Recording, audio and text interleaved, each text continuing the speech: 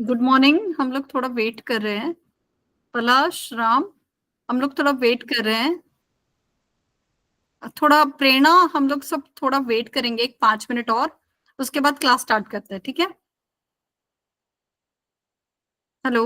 राम, पलाश, प्रेरणा, थोड़ा वेट करते हैं। उसके बाद ओके, थैंक यू। ठीक है राम। थैंक यू प्रेरणा। पलाश, आपको आवाज आ रहा है?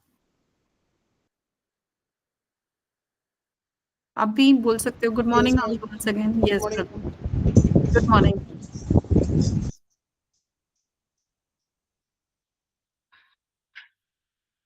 एक 5 minute wait.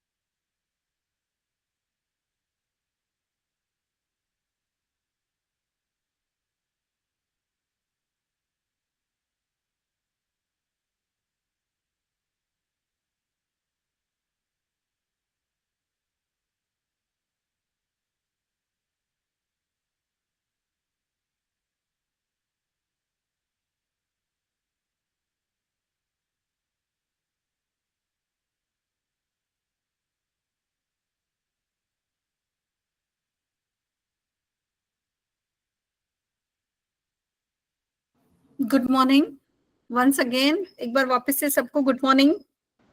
Good morning, ma'am. Good morning. Good morning Prerna, good morning Kiran and Ram.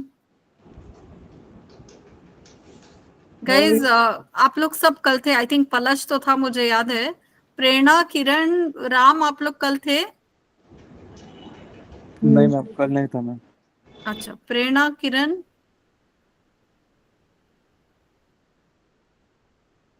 अच्छा, किरण आप थी कल? हेलो किरण, आप थे कल? Hello hello hello. Kiran message में आप डाल सकते हो।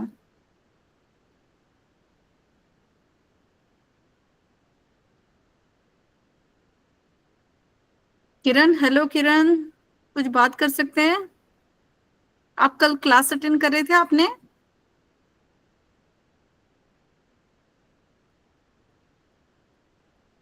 आई एम फाइन पलश, thank you so much. How are you? मैं अच्छी हूँ, आप सब लोग कैसे हो? फ्रेश हो? फ्रेश फील कर रहे हो? चलो आज से हमारा क्लास, ओके पलश, आज से हमारा क्लास स्टार्ट हो रहा है। ठीक है, आज से हम लोग मैनुअल टेस्टिंग को स्टार्ट करने वाले हैं।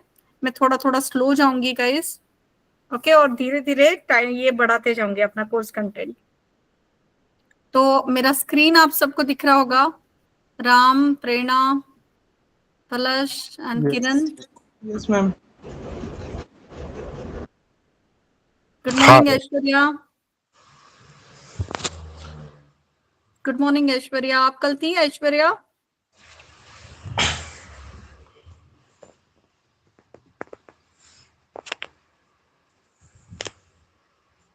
हाँ हेलो। हेलो। हाँ नो तो कॉल मी. ओके किरण, काही काही प्रॉब्लेम नाही आहे. मी जस्ट विचारत होती कारण काल बरेचसे लोक होतेत ना म्हणून. Okay okay. हेलो साक्षी, गुड मॉर्निंग.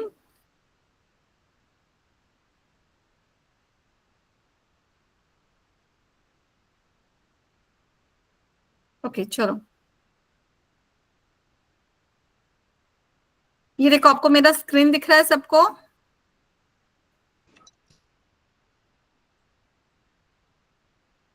सगळ्यांना माझी स्क्रीन दिसते? मेरा स्क्रीन सबको दिख रहा है? Yes ma'am yes. ओके चलो स्टार्ट करते हैं। ओके अगर आपको कुछ भी प्रॉब्लम होता है या कोई भी डाउट्स है तो आप हाथ रेज कर सकते हो, आप चैट में डाल सकते हो अपना डाउट, या अनम्यूट करके आप मुझे पूछ सकते हो डायरेक्टली।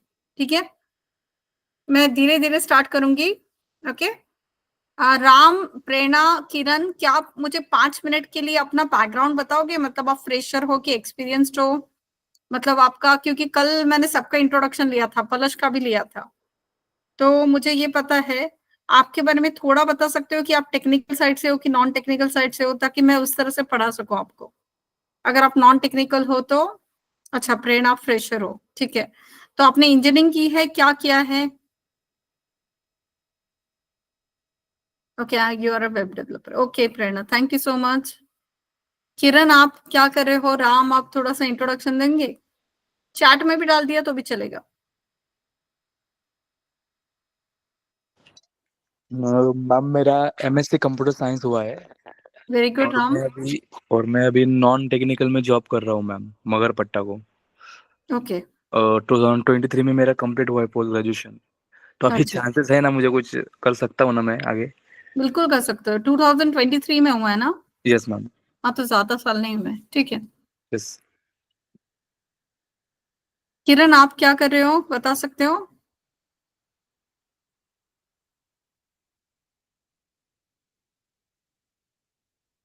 यस किरण, आप चैट में डालोगे तो भी चलेगा, आपका आवाज नहीं आ रहा है।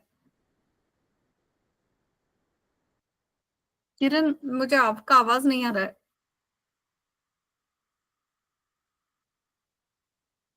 कुछ भी सुनाई नहीं दे रहा।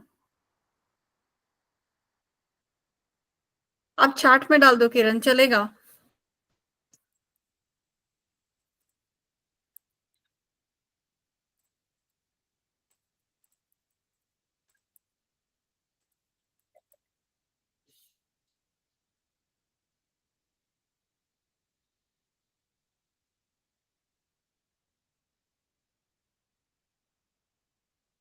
ओके किरण मैं स्टार्ट कर रही हूँ, ठीक है।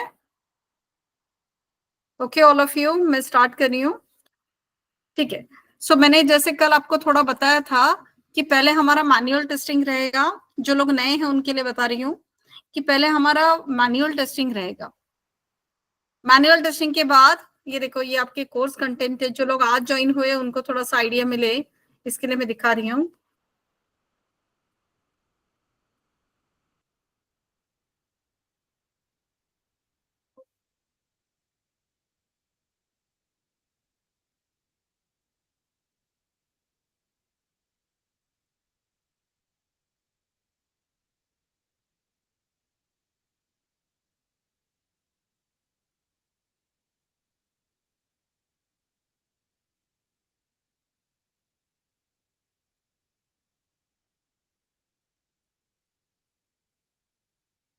ये दिख रहा है आपको? आपके कोर्स में ये सारी चीजें रहेगी। आपको मैनुअल टेस्टिंग रहेगा, आपको सी प्रोग्रामिंग रहेगा, आपको ऑब्जेक्ट ओरिएंटेड प्रोग्रामिंग रहेगा, आपको कोर जावा रहेगा, माइस्क्यूएल रहेगा, सेलेनियम रहेगा, सॉफ्ट स्किल का क्लास रहेगा, उसके बाद एप्टीट्यूड रहेगा, उसके बाद ये operating testing, DevOps class, GitHub software testing, ये भी चीजें रहेंगी। सो ये सारी चीजें आपके कोर्स में है। ओके, ये सारी चीजें आपकी कोर्स में है।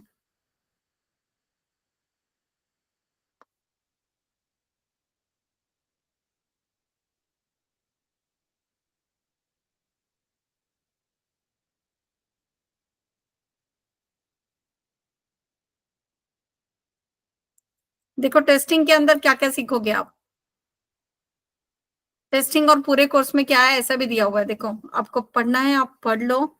Manual testing, C programming, object oriented programming, MySQL, core Java, Selenium using Java, TestNG, Cucumber, Selenium using Python, DevOps, Jira, ये सारी चीजें आप पढ़ने वाले हो।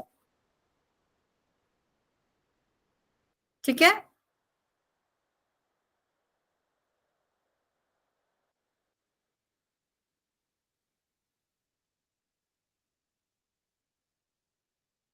ये मेरा इंट्रोडक्शन है। ओके, मैं मेरा इंट्रोडक्शन भी देती हूँ आपको।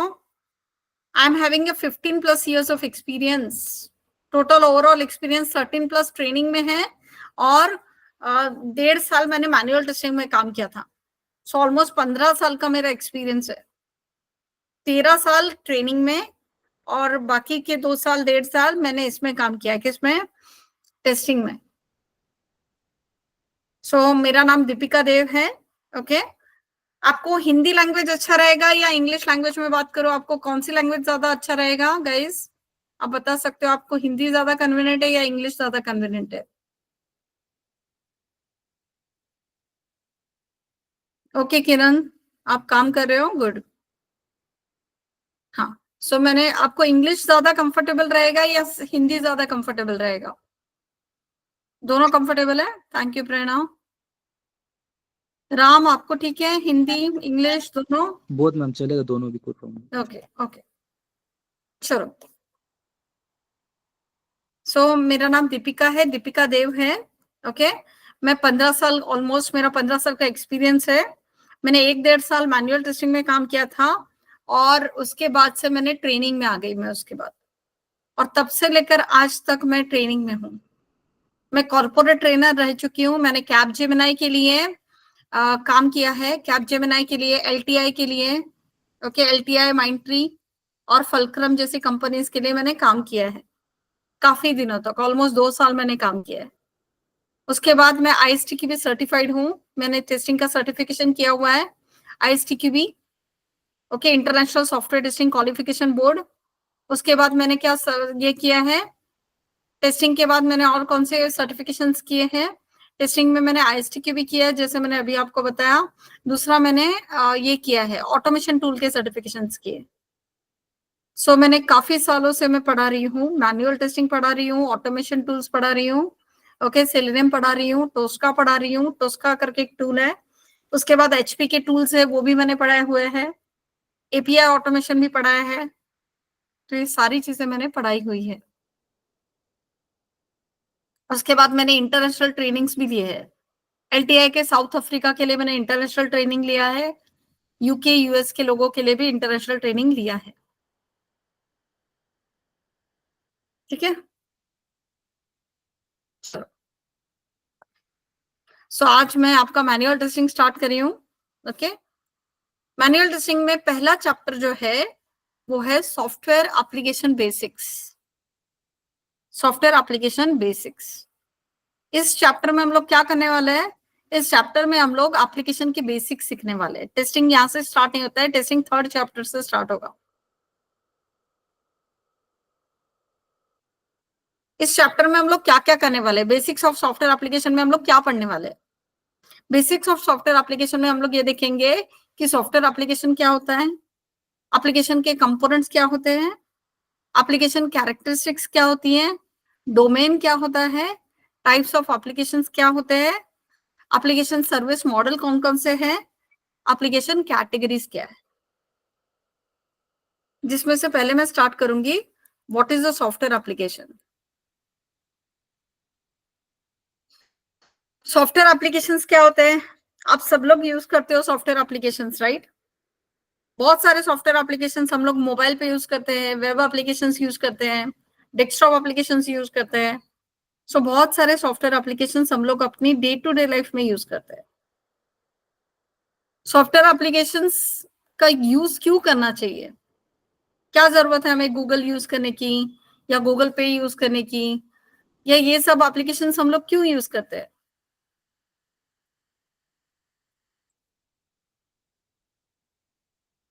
देखो ये सॉफ्टवेयर एप्लीकेशंस, अलग अलग सॉफ्टवेयर एप्लीकेशंस हम लोग जो यूज करते हैं, जैसे हम लोग व्हाट्सएप यूज करते हैं, हम लोग फेसबुक यूज करते हैं, ट्विटर यूज करते हैं, ओके, लिंक्डइन यूज करते हैं, ओके, गूगल यूज करते हैं। ये सारे एप्लीकेशंस हम लोग क्यों यूज करते हैं, क्योंकि हमारे लाइफ में बहुत सारी चीजें इजी हो जाती है जब हम लोग एप्लीकेशंस यूज करते हैं।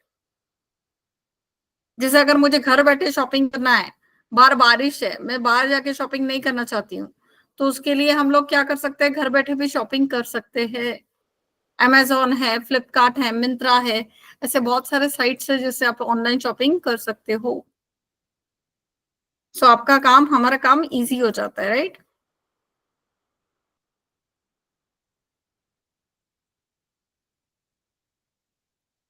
यहाँ पे आपको ये सारे एप्लीकेशंस आपने यूज किए होंगे, राइट।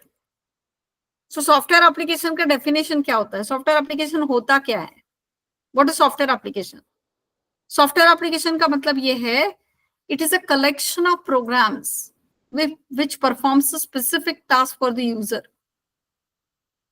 सॉफ्टवेयर एप्लीकेशन क्या है, it is a collection of programs, set of programs which performs a specific task.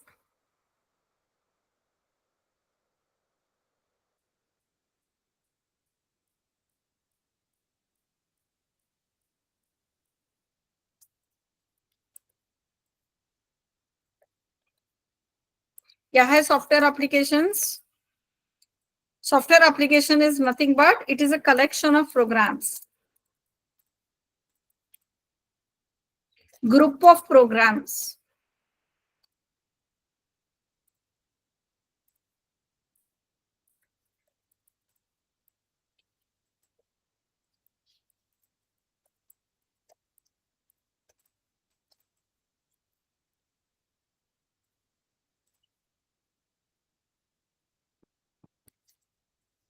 Software application क्या होता है, it is a collection of program that performs a specific task. जैसे कोई भी एप्लीकेशन आप ले लो, उसमें क्या होता है, ग्रुप ऑफ प्रोग्राम्स होते हैं, कलेक्शन ऑफ प्रोग्राम्स होते हैं। जैसे अगर सिंपल सा कैलकुलेटर अगर आप बोलो, तो कैलकुलेटर के अंदर भी क्या है, जैसे यहाँ पे देखो ये विंडो पे कैलकुलेटर है, क्या इस कंप्यूटर के अंदर यहाँ पे मैं कैलकुलेटर के लिए सर्च करती हूँ। सो कैलकुलेटर भी अगर देखोगे तो कैलकुलेटर भी क्या है, इसके अंदर बहुत सारे कलेक्शन ऑफ प्रोग्राम्स है।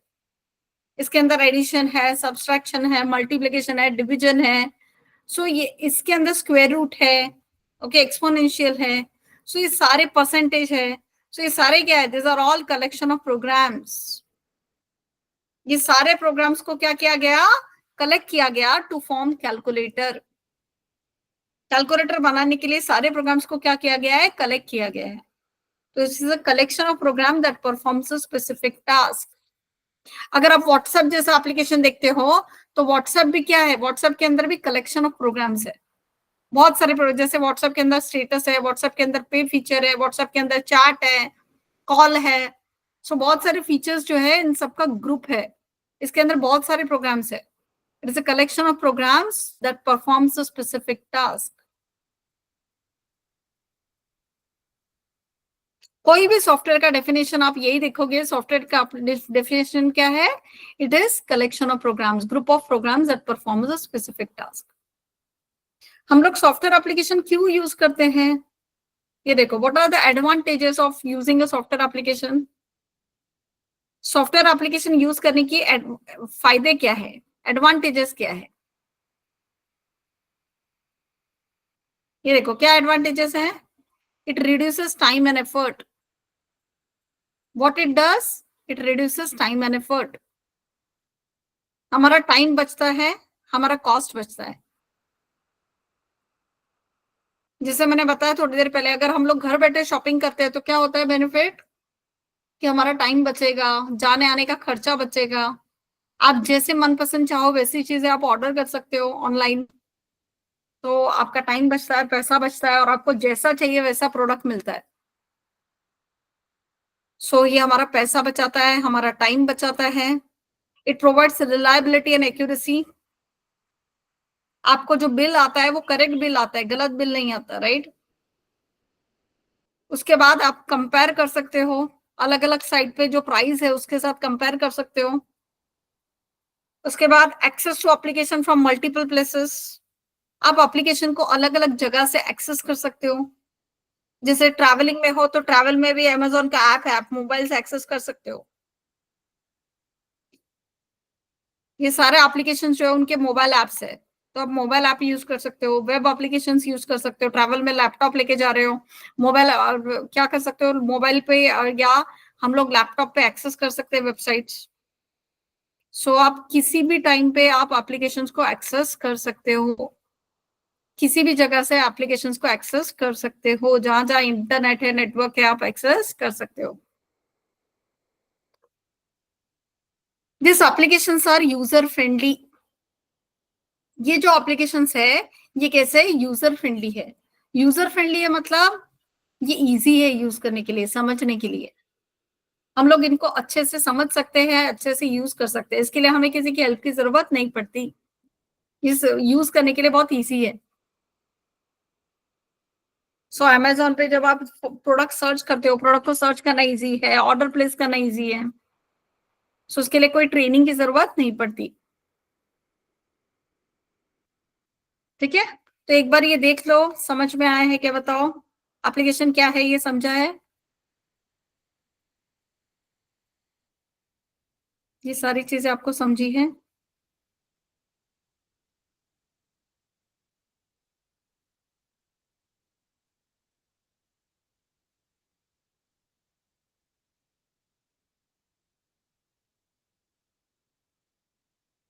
क्या है सॉफ्टवेयर एप्लीकेशन, एप्लीकेशन यूज करने के क्या क्या फायदे हैं, ये आपको समझा है गाइस। आगे बढ़ू, इसमें से कोई भी इस पे डाउट है आपको।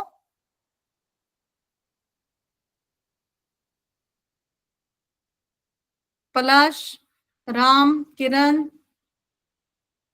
No, okay. प्रेरणा,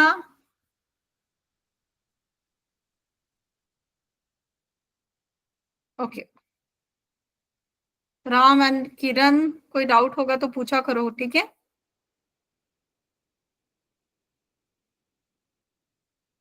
उसके बाद नेक्स्ट है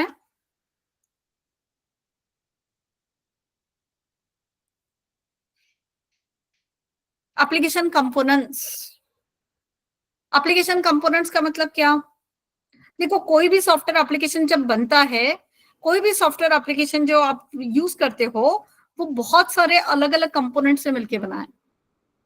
जो भी सॉफ्टवेयर एप्लीकेशन आप देखते हो वो बहुत सारे अलग अलग कंपोनेंट से मिलके बना होता है। तो कौन कौन से कंपोनेंट्स है जिनसे एप्लीकेशन बनता है, सॉफ्टवेयर एप्लीकेशन बनता है, कौन कौन से कंपोनेंट्स है जिनका यूज करके आप लोग सॉफ्टवेयर एप्लीकेशन, मतलब कौन कौन से कंपोनेंट्स है जिसका यूज, मतलब जिस सॉफ्टवेयर एप्लीकेशन कौन से कंपोनेंट से मिलकर बना है,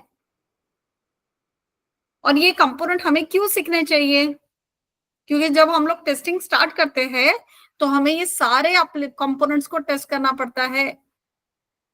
टेस्टिंग में ये सारे कंपोनेंट्स को हमें टेस्ट करना पड़ता है, तो ये है एप्लीकेशन कंपोनेंट्स। इसके लिए टेस्टिंग में सारे कंपोनेंट्स को टेस्ट करना पड़ता है, इसके लिए हमें पता होना चाहिए कि कौन कौन से कंपोनेंट्स है। ओके, सो पहला कंपोनेंट है, first component is user interface. What is the meaning of user interface? User interface, what it is exactly? whenever you open an application, whatever you see is a user interface. जब भी आप application खोलते हो, application में आपको जो सामने दिखाई देता है, जब भी आप एप्लीकेशन ओपन करते हो, एप्लीकेशन में आपको जो सामने दिखाई देता है वो क्या है, यूजर इंटरफेस। जब भी आप एप्लीकेशन ओपन करोगे, एप्लीकेशन में आपको जो सामने दिखाई देता है वो क्या है? User interface. जैसे फॉर एग्जांपल ये देखो, यहाँ पे rediff.com है। तो rediff.com जब मैं ओपन करती हूँ, मुझे सामने क्या दिखता है? ये देखो, रेडिफ का साइट है। ओके, रेडिफ का एक पेज ओपन हुआ।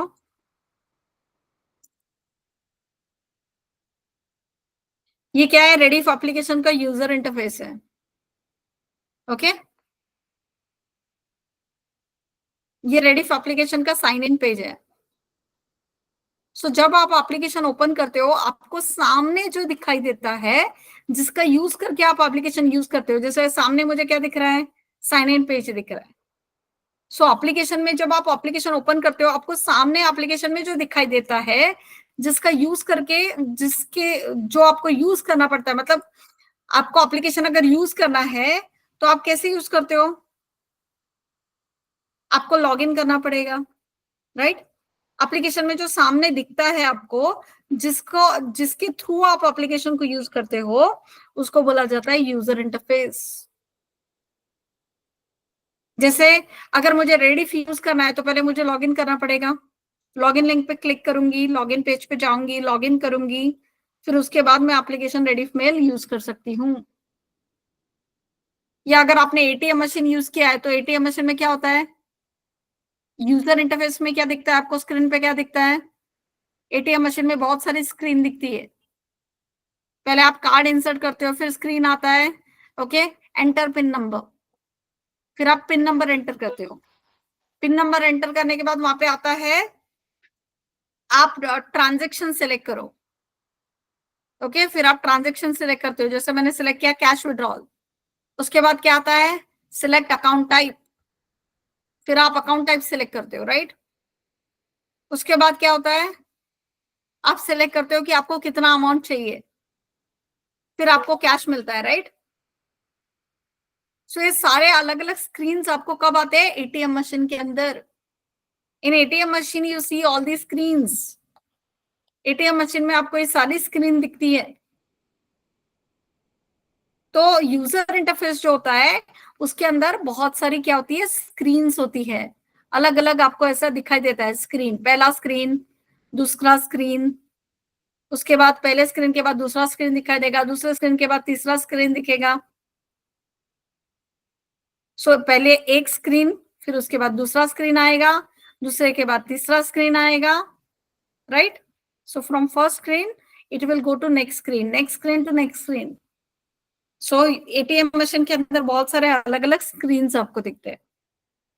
और यूजर एक स्क्रीन से कहां पे जाता है? नेक्स्ट स्क्रीन पे, नेक्स्ट स्क्रीन से नेक्स्ट स्क्रीन पे। और हर स्क्रीन के ऊपर क्या होता है? बटन्स होते हैं, टेक्स्ट बॉक्स होता है, आपको एंटर करने की जगह होती है, फिर बटन्स होते हैं जिसको आप प्रेस करते हो। या टच स्क्रीन होता है, टच स्क्रीन में आप बटन को टच करते हो। सो इसको बोला जाता है user interface of ATM machine. जिसके थ्रू हम लोग एप्लीकेशन यूज करते हैं उसको क्या बोलते हैं? User interface. इस यूजर इंटरफेस में क्या होता है? बहुत सारी स्क्रीन्स होती है, और यूजर एक स्क्रीन से दूसरे स्क्रीन पे क्या करता है? नेविगेट। और हर स्क्रीन पे क्या होता है? बटन्स होते हैं, टेक्स्ट बॉक्स होते हैं। जैसे अगर आपने ये रेडिफ का साइन इन पेज ओपन किया, तो यहाँ पे क्या दिख रहा है? टेक्स्ट बॉक्स दिख रहा है, पासवर्ड का टेक्स्ट बॉक्स दिख रहा है, लॉगिन का बटन दिख रहा है। सो ये क्या है? यूजर इंटरफेस के अंदर बहुत सारे टेक्स्ट बॉक्स होते हैं, बटन्स होते हैं, जिनका यूज करके हम लोग एप्लीकेशन को यूज करते हैं। मतलब जिनका पहले हमें यूज करना पड़ता है ताकि हम लोग एप्लीकेशन को अच्छे से यूज कर पाए। पहले आपको लॉगिन करना पड़ेगा, फिर आप एप्लीकेशन को यूज कर पाएंगे, राइट? सो लॉगिन करने के लिए हमें पहले यूजर नेम एंटर करना पड़ेगा, पासवर्ड एंटर करना पड़ेगा, लॉगिन पे क्लिक करना पड़ेगा। सो यूजर इंटरफेस का मतलब क्या? एप्लीकेशन ओपन करने के बाद जो सामने हमें दिखाई देता है, जो स्क्रीन हमें दिखाई देती है, जिसके थ्रू हम लोग एप्लीकेशन को यूज कर पाते हैं, उसको बोला जाता है यूजर इंटरफेस।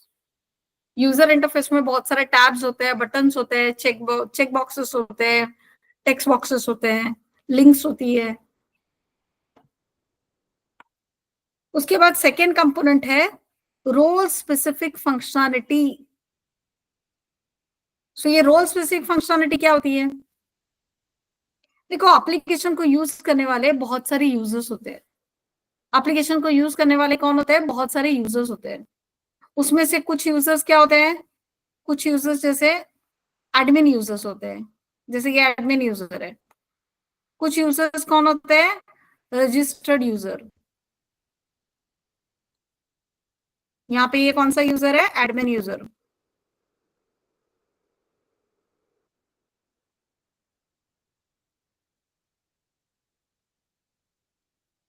और ये कौन सा यूजर है? Registered user. जब भी आप एप्लीकेशन को देखते हो तो कुछ यूजर कैसे होते हैं? एडमिन यूजर होते हैं। कुछ यूजर्स कैसे होते हैं? Registered user.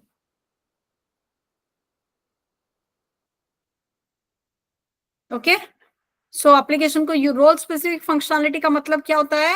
एप्लीकेशन को यूज करने वाले बहुत सारे यूजर्स होते हैं जिनको अलग अलग रोल्स होते हैं, जिनको अलग अलग परमिशंस होती है। जैसे गूगल, जैसे अमेजोन है। ओके, अमेजोन साइट पे हम लोग जनरली अमेजोन साइट को कैसे यूज करते हैं? As a registered user. हम लोग रजिस्ट्रेशन करते हैं अमेजोन पे। हम लोग क्या करते हैं? साइन इन करते हैं, लॉग इन करते हैं। So we use the application as a registered user. But Amazon app के कुछ लोग एडमिनिस्ट्रेटर्स भी होते हैं, से फुल एक्सेस है। वो किसी यूजर को ब्लॉक कर सकते हैं, अनब्लॉक कर सकते हैं। अगर साइट पे कुछ ऐड करना है तो ऐड कर सकते हैं। किसी प्रोडक्ट को निकालना है, किसी प्रोडक्ट का क्वांटिटी इंक्रीज करना है तो वो कर सकते हैं। सो जो एडमिन यूजर होता है उसको एप्लीकेशन का पूरा एक्सेस होता है, और जो रजिस्टर्ड यूजर होता है उसको थोड़ा एक्सेस होता है, पूरा एक्सेस नहीं होता। जैसे रजिस्टर्ड यूजर शॉपिंग कर सकते हैं, बट अगर उनको एडमिशन मतलब उनको किसी यूजर को ब्लॉक करना है तो ब्लॉक नहीं कर सकता रजिस्टर्ड यूजर। यूजर ब्लॉक करने के लिए किसके पास, उनके पास क्या होना चाहिए? Admin rights. सिर्फ एडमिन यूजर ही किसी यूजर को ब्लॉक कर सकता है, अनब्लॉक कर सकता है। रजिस्टर्ड यूजर क्या कर सकता है? सिर्फ आइटम सर्च कर सकता है, आइटम के लिए ऑर्डर प्लेस कर सकता है, लेकिन किसी यूजर को ब्लॉक अनब्लॉक नहीं कर सकता। सो ये क्या है? Admin user, registered user. ये क्या है? रोल है, रोल। ओके, सो जब भी कोई सॉफ्टवेयर एप्लीकेशन आप देखते हो उसके अंदर उसको यूज करने वाले बहुत सारे यूजर्स होते हैं, और इन यूजर को अलग अलग रोल्स होते हैं। ओके, अलग अलग रोल्स, जैसे administrators, registered users, non registered users, etcetera. So generally किसी वेबसाइट को आप देखते हो तो उसमें एडमिनिस्ट्रेटर्स होते हैं जिनको पूरा एक्सेस होता है साइट के लिए। कुछ यूजर्स ऐसे होते हैं जो रजिस्टर्ड यूजर्स होते हैं, जो एप्लीकेशन को कुछ महीने तक यूज कर सकते हैं, उनको पूरा एक्सेस नहीं होता। और कुछ लोग क्या होते हैं? Non registered users. Non registered user का मतलब क्या? नॉन रजिस्टर्ड यूजर मतलब वो यूजर जो लॉग इन नहीं कर सकते। ये कौन से यूजर्स होते हैं? Non registered user. Non registered user क्या कर सकते हैं? सिर्फ देख सकते हैं लॉगिन पेज, लेकिन लॉगिन नहीं कर सकते।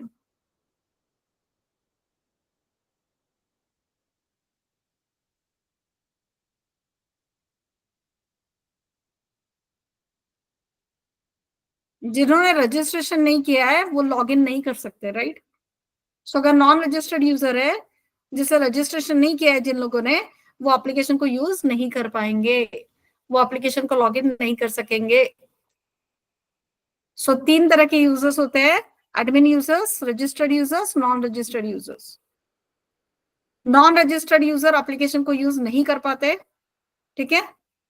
एडमिन यूजर पूरा एक्सेस होता है एडमिन को, रजिस्टर्ड यूजर को थोड़ा एक्सेस होता है। लेकिन सबसे ज्यादा एक्सेस किसको होता है? किसको परमिशंस होते हैं? सारे राइट्स होते हैं एडमिन को।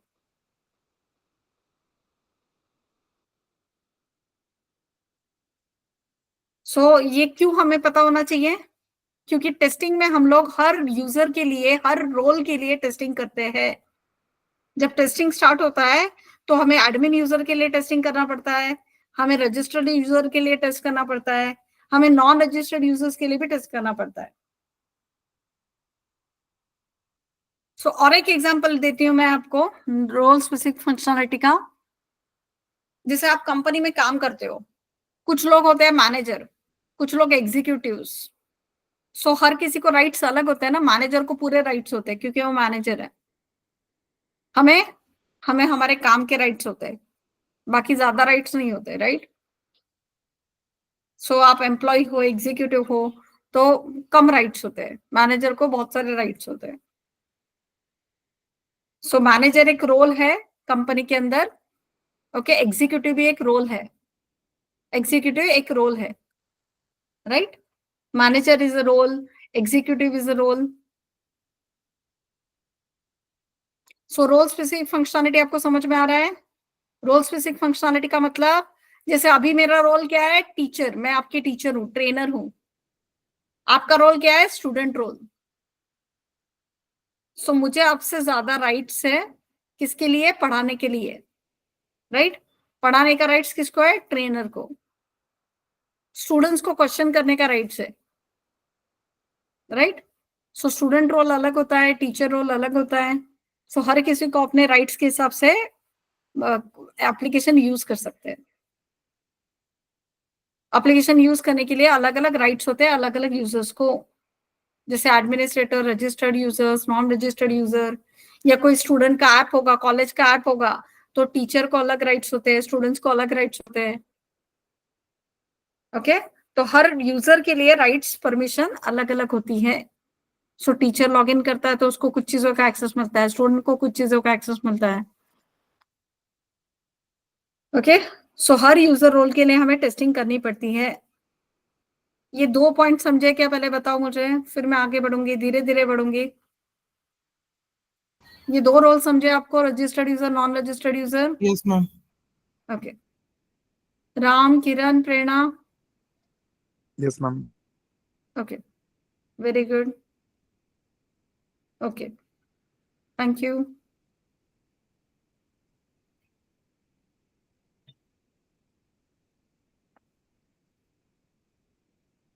तीसरा रोल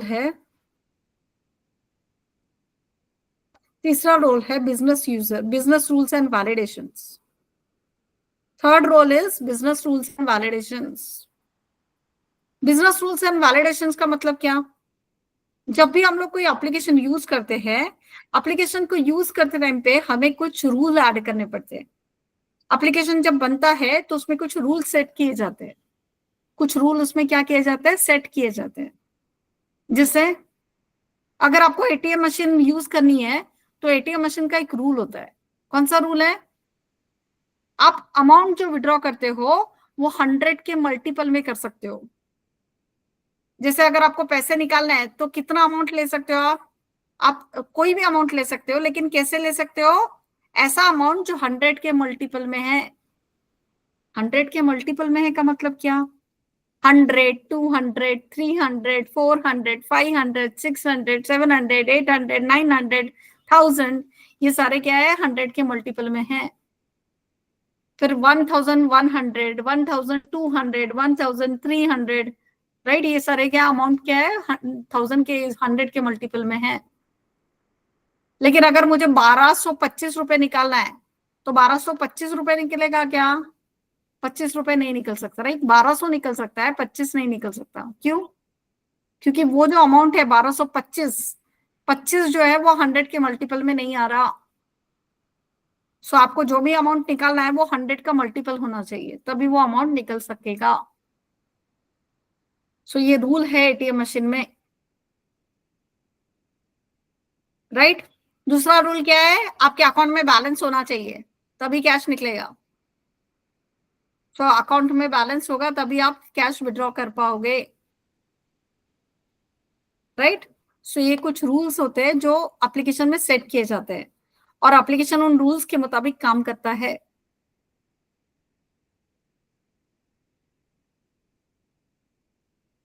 और भी रूल्स होते हैं, बहुत सारे रूल्स है। जैसे किसी किसी साइट पे ना एज क्राइटेरिया होता है, कुछ कुछ साइट्स पे क्या होता है पता है क्या, some sites are having age criterias. अगर आप 18 हो या 18 से कम हो, ओके, एक मिनट, हाँ, एक मिनट, अगर आपका एज 18 है तो आप साइट को यूज कर सकते हो। लेकिन अगर आपका एज 18 से कम है, suppose you are less than 18, तो आप साइट को यूज नहीं कर सकते। अगर आपका एज 18 है या 18 से ज्यादा है, suppose you are greater than 18, okay, तो आप तभी यूज कर पाओगे जब आपका एज 18 है या 18 से ज्यादा है। लेकिन अगर आपका एज 18 से कम है तो आप एप्लीकेशन को यूज नहीं कर सकते।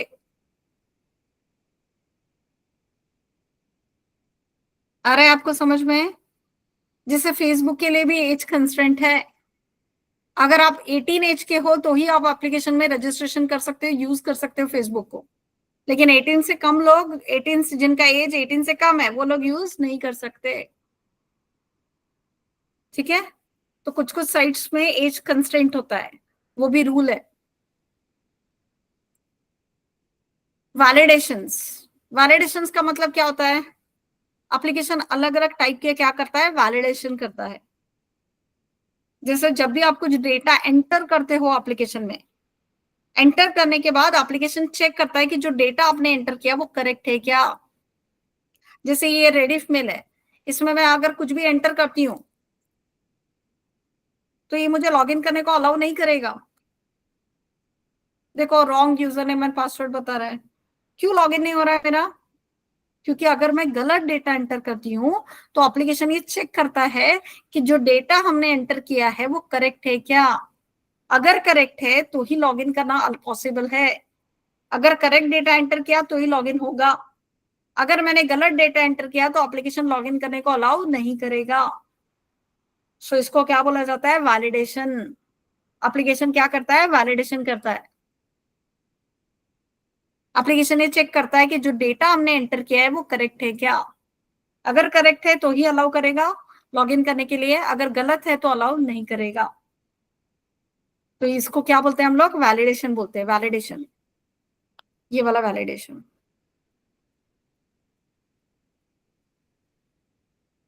दूसरा, वैलिडेशन अलग अलग टाइप के होते हैं।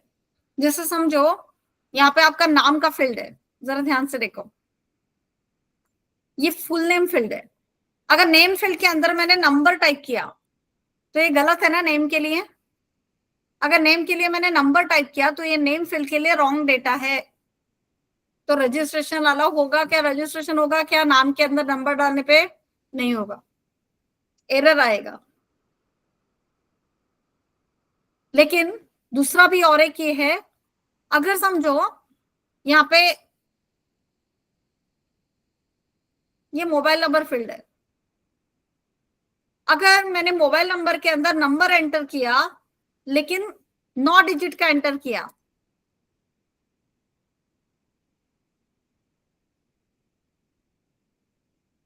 क्या होगा? एक्सेप्ट नहीं होगा, एरर आएगा। सो एप्लीकेशन क्या कर रहा है? वैलिडेशन करता है। जब भी आप डेटा एंटर करते हो एप्लीकेशन चेक करता है कि जो डेटा हमने एंटर किया है वो करेक्ट है क्या, टेक्निकली और लॉजिकली। जैसे नेम के अंदर नंबर डाला तो वो टेक्निकली गलत डेटा है, तो जब आप नेम के अंदर नंबर डालते हो एप्लीकेशन ये चेक करता है कि जो डेटा आपने एंटर किया वो टेक्निकली करेक्ट है क्या, नेम के लिए नहीं है, तो वो एरर दिखाएगा। लेकिन समझो डेट नाम की फील्ड है, ओके, और डेट फील्ड के अंदर आपने डेट एंटर किया। समझो मैं रजिस्ट्रेशन कर रही हूँ और रजिस्ट्रेशन करते टाइम पे मैंने बर्थ डेट एंटर किया, और बर्थ डेट में मैंने जानबूझ के कौन सा डेट एंटर किया? आज का डेट। तो डेट के अंदर मैंने डेट एंटर किया है, राइट, लेकिन मैंने आज का डेट एंटर किया है, तो वो क्या होगा? गलत डेट होगा ना। जो यूजर रजिस्ट्रेशन कर रहा है उसका बर्थ डेट आज का डेट कैसे हो सकता है? सो ये भी एप्लीकेशन चेक करता है कि आपने जो डेटा एंटर किया क्या वो लॉजिकली करेक्ट है। अगर लॉजिकली गलत है तो एप्लीकेशन आपको क्या देगा? Error message. एप्लीकेशन में हम लोग एप्लीकेशन यूज नहीं कर पाएंगे, एप्लीकेशन हमें एरर देगा।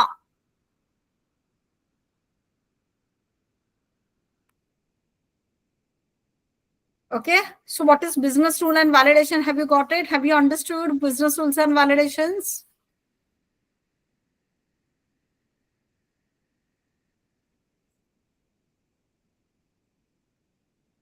उसके बाद नेक्स्ट कंपोनेंट है डेटाबेस एंड डेटा। ठीक है, मैं आगे जाती हूँ, फिर आपको 4 कंपोनेंट्स पे पूछती हूँ। समझा है नहीं ये आपको? आगे पढ़ती हूँ फिर मैं। Database and data. देखो डेटाबेस, हर एप्लीकेशन के अंदर एक डेटाबेस होता है जिसके अंदर डेटा स्टोर होता है। हर एप्लीकेशन के अंदर एक बैकएंड होता है, डेटाबेस होता है जनरली, जिसके अंदर डेटा क्या होता है, स्टोर होता है। तो डेटाबेस के अंदर कौन कौन से टाइप का डेटा स्टोर होता है? डेटाबेस के अंदर होता है master data. Database contains master data. Master data का मतलब क्या होता है?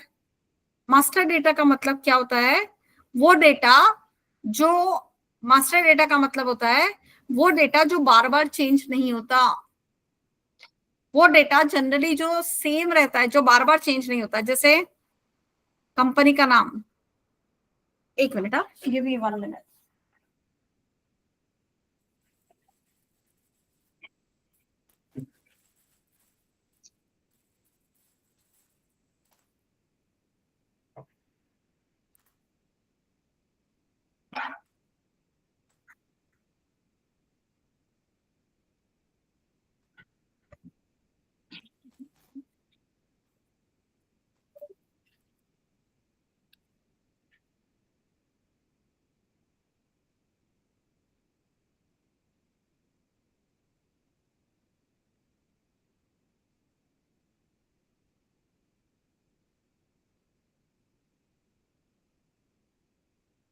कंपनी नेम, कंपनी नेम क्या रोज चेंज होगा क्या?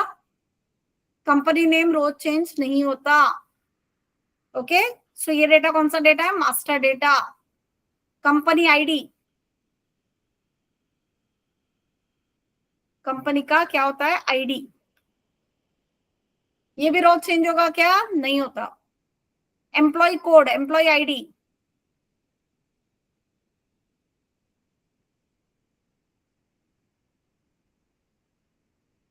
एम्प्लॉय आईडी, ये रोज चेंज होगा क्या? नहीं।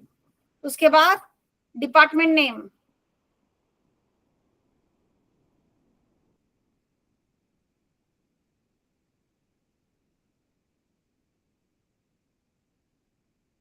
डिपार्टमेंट नेम, लीव टाइप्स,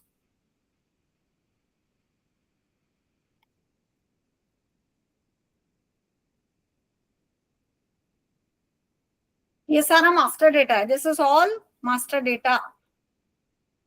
ये सारा क्या है? ये मास्टर डेटा है। सॉरी,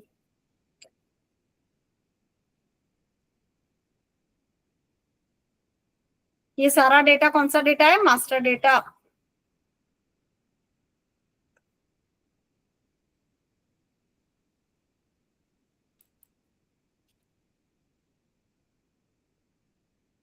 ठीक है, समझा? सो जनरली डेटाबेस के अंदर, एप्लीकेशन के डेटाबेस में से कौन कौन सा डेटा होता है? एप्लीकेशन के डेटाबेस में मास्टर डेटा होता है। मास्टर डेटा मतलब वो डेटा जो बार बार चेंज नहीं होता, जो बार बार चेंज नहीं होता। जैसे कंपनी का नाम, कंपनी का आईडी, एम्प्लॉय का आईडी, डिपार्टमेंट का नाम, लीव टाइप्स, ये कैसा डेटा है? Master data. ये रोज चेंज नहीं होता, डेली चेंज नहीं होता, इसके लिए हम लोग इसको क्या बोलते हैं? Master data. कुछ कुछ डेटा ऐसा होता है जो रोज चेंज होता है, कुछ कुछ डेटा ऐसा होता है जो डेली चेंज होता है। जैसे कुछ डेटा ऐसा होता है जो डेली चेंज होता है, जिसको हम लोग क्या बोलते हैं? Transaction data. कौन सा डेटा बार बार चेंज होता है? Transaction data.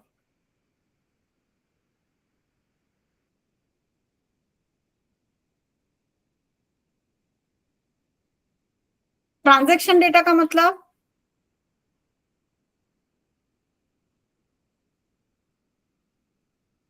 ट्रांजेक्शन डेटा का मतलब क्या होता है?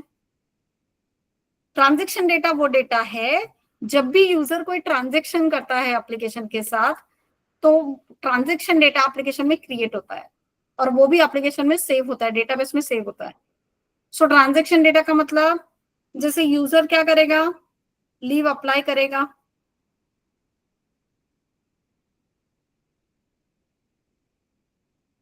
लीव अप्लाई करेगा, लीव अप्लाई करने के बाद और क्या कर सकता है यूजर?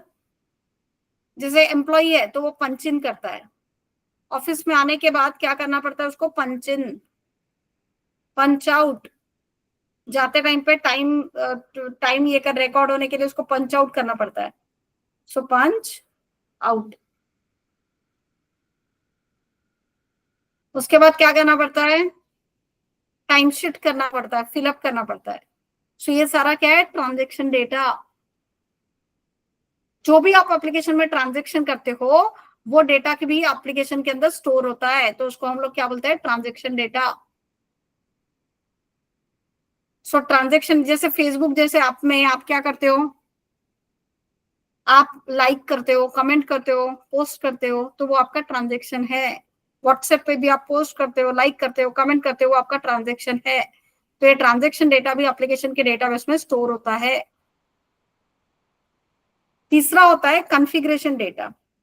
सो कॉन्फ़िगरेशन डेटा का मतलब क्या, कॉन्फ़िगरेशन डेटा का मतलब वो डेटा जो जो आप इंस्टॉल करते टाइम पे सेटिंग्स वगैरह करते हो। कॉन्फ़िगरेशन डेटा का मतलब क्या, कॉन्फ़िगरेशन डेटा का मतलब सेटिंग्स। क्या होता है, सेटिंग्स। जो भी आप सेटिंग करते हो उसको क्या बोलते हैं, कॉन्फ़िगरेशन डेटा। सो जब आप एप्लीकेशन इंस्टॉल करते हो उस टाइम पे हम लोग क्या करते हैं, सेटिंग्स करते हैं, तो सेटिंग्स को हम लोग क्या बोलते हैं, कॉन्फ़िगरेशन डेटा। जैसे अगर आपने कोई प्रिंटर कनेक्ट किया है तो कौन सा प्रिंटर से प्रिंट होगा, जब मैं प्रिंट कमांड दूंगी तो कौन सा प्रिंटर से प्रिंट होगा डॉक्यूमेंट, कौन सा स्पीकर यूज कर रहे हैं, कौन सा माइक्रोफोन यूज कर रहे हैं, वो भी क्या है, सेटिंग्स है। सो जब भी एप्लीकेशन स्टार्ट करता होता है तो कुछ डेटा एप्लीकेशन यूज करता है स्टार्ट होने के लिए, चलने के लिए, उसको क्या बोला जाता है, setting related information, configuration data.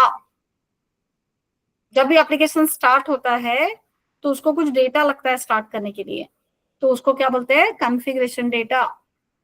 Generally जब हम लोग एप्लीकेशन इंस्टॉल करते हैं तो कुछ सेटिंग्स वगैरह करते हैं, ओके, उस सेटिंग्स को हम लोग क्या बोलते हैं, configuration data. So generally database के अंदर 3 टाइप का डेटा होता है। कौन कौन सा data, master data, transaction data, configuration data, okay. So ये 4 कंपोनेंट्स अभी तक मैंने बताए हैं आपको, user interface, role specific functionality, business rules and validation, database and data. इसमें कोई डाउट्स है, कोई क्वेश्चंस है आपको, कुछ क्वेश्चंस हो तो पूछो।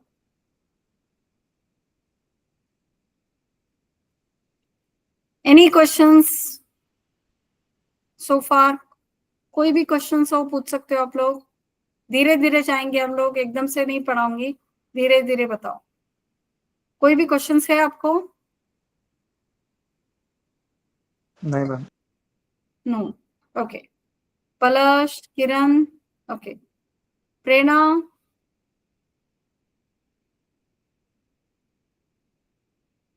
किरण, प्रेरणा, कोई क्वेश्चन है अभी तक?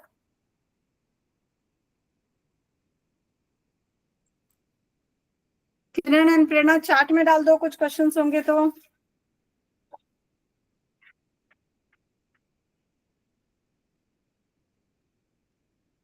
Yes Prerna, Kiran, no questions? Hello, they are unable to speak. Prerna, can you hear me? आवाज आ रही है प्रेरणा?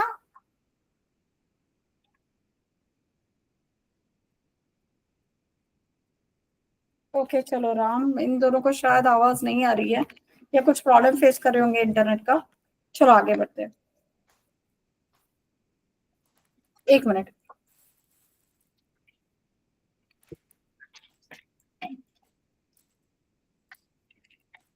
यस,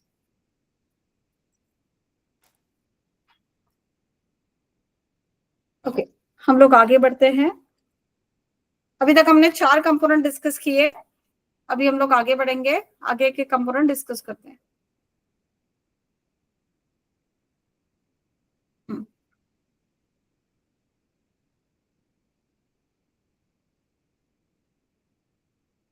ओके,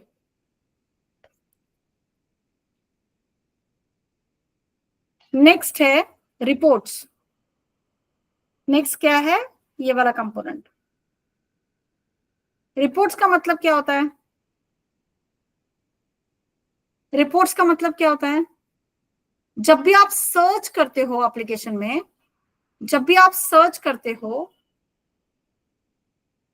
तो सर्च करने के लिए आप क्या करते हो, टेक्स्ट बॉक्स होता है, टेक्स्ट बॉक्स के अंदर टाइप करते हो और बटन होता है सर्च बटन, उसके ऊपर क्लिक करते हो। ये आपका सर्च बटन है, सपोज सर्च। क्या करोगे आप, पहले एंटर करोगे आइटम का नाम वगैरह जो भी आपको सर्च करना है, और उसके बाद सर्च बटन को क्या करते हो, क्लिक करते हो। ओके, सो जब भी आप आइटम एप्लीकेशन में सर्च करते हो, सर्च करने के बाद सर्च का जो रिजल्ट दिखता है, सर्च करने के बाद सर्च का जो रिजल्ट दिखता है, सर्च का जो भी रिजल्ट आएगा उसको हम लोग क्या बोलते हैं, reports. Search results are nothing but reports. Search results को क्या बोलते हैं, रिपोर्ट्स।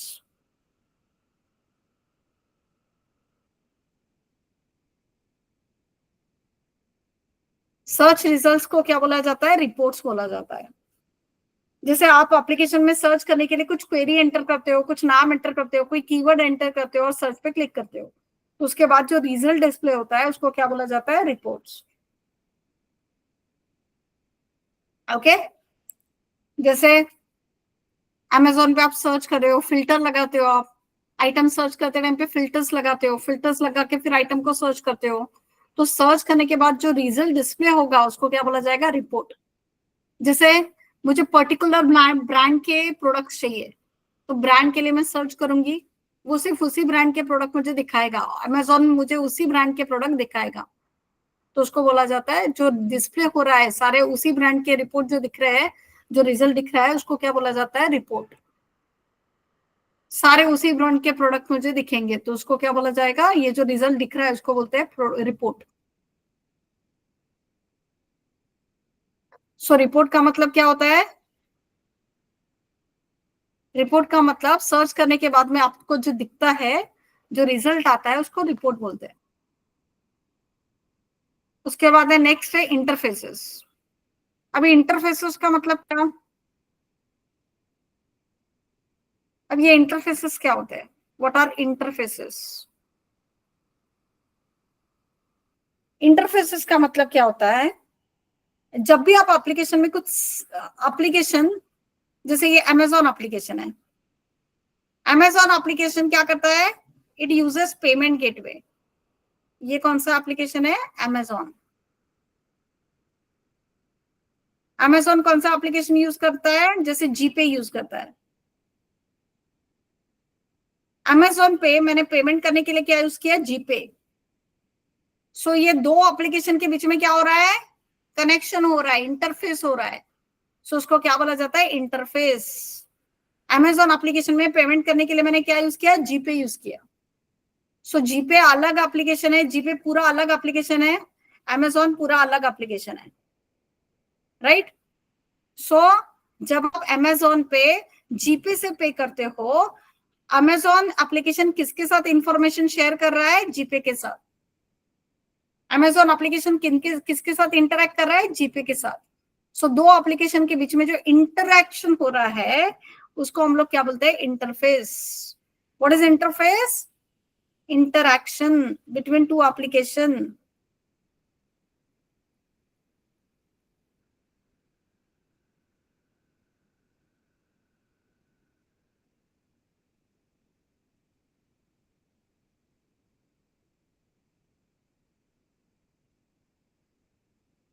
सो जब भी दो एप्लीकेशन के बीच में इंटरेक्शन होता है उसको हम लोग क्या बोलते हैं, इंटरफेस। ओके, जैसे आप उबेर पे या जोमेटो पे भी ऑर्डर प्लेस करते हो, तो जोमेटो और गूगल पे से पे करते हो, सो जोमेटो और गूगल पे के बीच में जो इंटरेक्शन होगा उसको क्या बोलते हैं, इंटरफेस। इंटरफेस के बाद में क्या है, लॉग्स। लॉग्स, लॉग्स का मतलब क्या,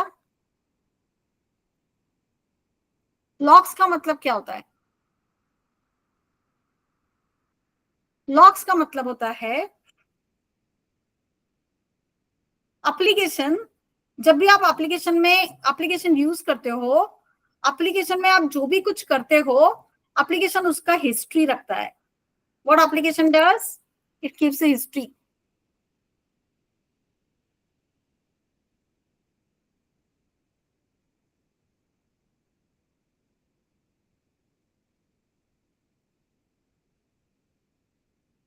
क्या बताया मैंने आपको?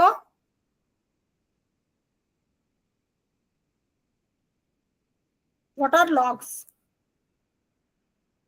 Logs क्या होते हैं? लॉग मतलब होता है हिस्ट्री. एप्लीकेशन क्या करता है? हिस्ट्री रखता है. जो भी आप एप्लीकेशन में सर्च करते हो, application keeps the history of it. जैसे मोबाइल पे क्या होती है? Call history.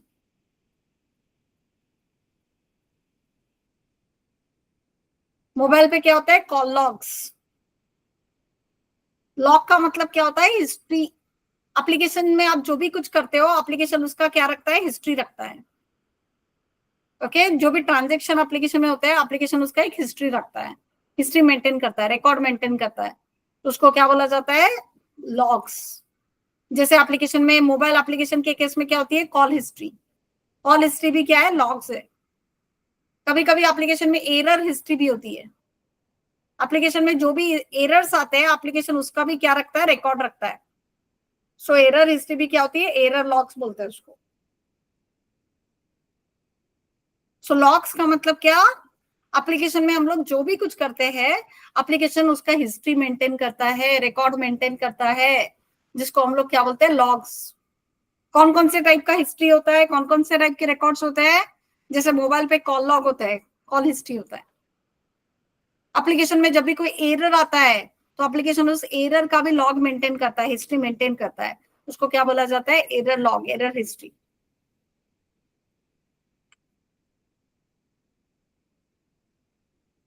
नेक्स्ट है backend processes. Last one is backend processes. Backend processes का मतलब क्या होता है? What are backend processes?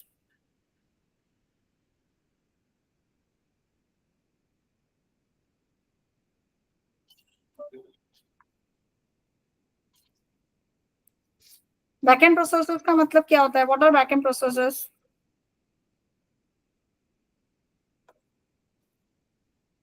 क्या होता है बैकएंड प्रोसेसेस का मतलब?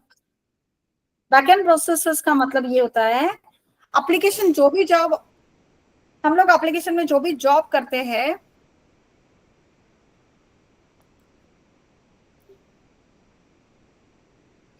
एप्लीकेशन के अंदर हम लोग जो भी ऑटोमेटिक जॉब्स करते हैं, उसको बोला जाता है बैकएंड प्रोसेसेस. एप्लीकेशन में जो भी जॉब्स होते हैं, क्या होते हैं? जॉब्स.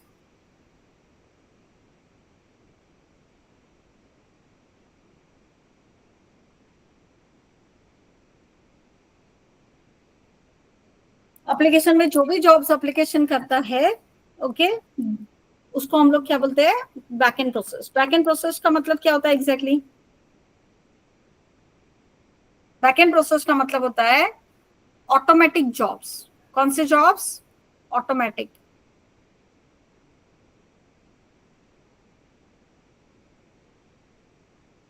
जो भी ऑटोमेटिक जॉब्स एप्लीकेशन करता है, जैसे फेसबुक पे क्या आता है आपको? सजेशंस आते हैं. Facebook gives you suggestions, friend suggestions, event suggestions, birthday reminders.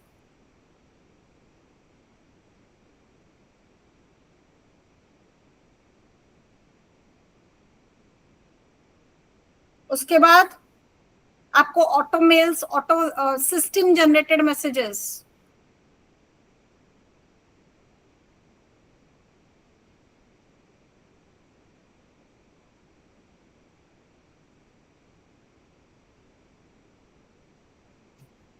उसके बाद आपको क्या आता है? System generated mails, notifications,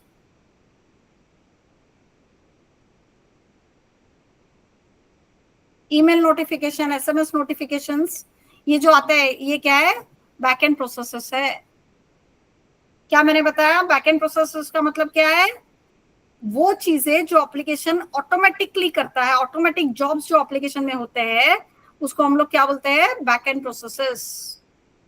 automatic jobs मतलब जैसे फेसबुक में क्या होता है? फ्रेंड सजेशंस आते हैं। कौन से सजेशंस आते हैं? Friend suggestions. सो ये ऑटोमेटिक जॉब्स है, ये एप्लीकेशन खुद से करता है। इसको क्या बोलते हैं? Back and process. किसी फ्रेंड का बर्थडे है तो फेसबुक मुझे रिमाइंड करता है कि इस फ्रेंड का बर्थडे है, right? Birthday reminders. Birthday reminders क्या है? Automatic jobs. बर्थडे रिमाइंडर्स, आपके फ्रेंड का बर्थडे होगा तो अपने आप बताता है फेसबुक कि आज इसका बर्थडे है। ये भी क्या है? Automatic jobs, back and process. आपको अपने आप जो सिस्टम से मेल आते हैं, सिस्टम जनरेटेड मैसेजेस आते हैं, ओके, तो उसको क्या बोलते हैं? नोटिफिकेशंस आते हैं। जैसे आपने, आपके फ्रेंड ने कोई नया ग्रुप ज्वाइन किया तो आपको नोटिफिकेशन आएगा, या फेसबुक पे आपने, आपके फ्रेंड ने कुछ अपलोड किया, पोस्ट किया, तो उसका नोटिफिकेशन आता है। तो it is also back and process. Even आप एप्लीकेशन में कोई ऑर्डर प्लेस करते हो ना, तो सिस्टम जनरेटेड मैसेज आपको आता है। तो जो भी मैसेजेस हमें आते हैं वो भी क्या है? Back and process. वो मैसेजेस जो सिस्टम ने भेजे हैं उनको हम लोग क्या बोलते हैं? Back and processes. So back and processes मतलब वो चीजें जो एप्लीकेशन खुद से करता है, वो जॉब्स जो एप्लीकेशन खुद से करता है बिना किसी यूजर के। जैसे सिस्टम से मैसेजेस आते हैं, बर्थडे रिमाइंडर्स आते हैं, बर्थडे मेल्स आते हैं, ओके। अपने आप जैसे मतलब ऑर्डर प्लेस किया तो आपको नेक्स्ट मोमेंट पे अमेजोन का मेल आएगा, system generated mail, that order is place successfully. SMS आएगा, ऑर्डर डिलीवर हो रहा है करके। जो भी मैसेजेस हमें सिस्टम से आते हैं वो सारे क्या है? Back and processes.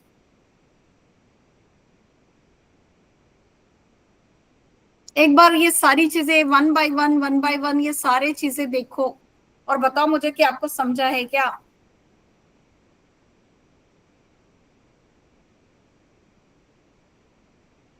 ये सारी चीजें देखो और मुझे बताओ ये सारी चीजें आपको समझी है क्या? यूजर इंटरफेस देखो, role specific functionality, business rules, database and data, reports, interfaces, logs, backend processes, ये सारी चीजें आपको समझी है क्या? बताओ मुझे। धीरे धीरे देखो, कोई जरूरत जल्दी नहीं है, आप अच्छे से देखो।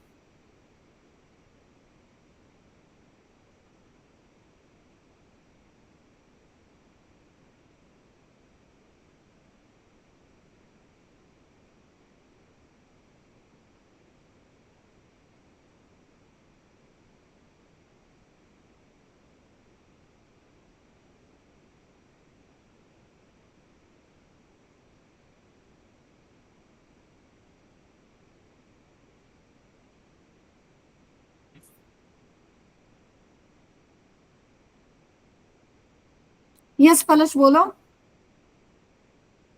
यस पलश, ऑफ कोर्स बताती हूँ रोल स्पेसिफिक फंक्शनैलिटी। और कुछ है तो वो भी बताओ मुझे, पूछो।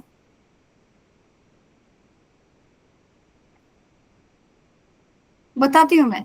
बाकी का और भी क्वेश्चन है तो वो पूछो, मैं सारी चीजें एक्सप्लेन करती हूँ।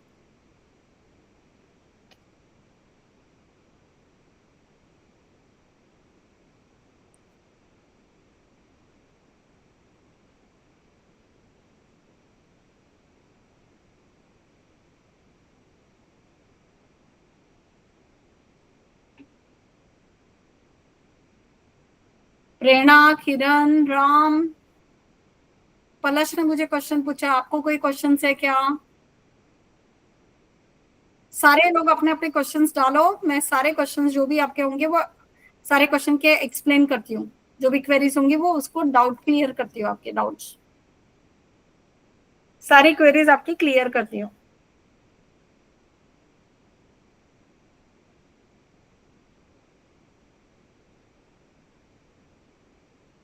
कोई डाउट्स है आपको? चैट में डाल दोगे तो भी चलेगा। Okay Prerna, thank you.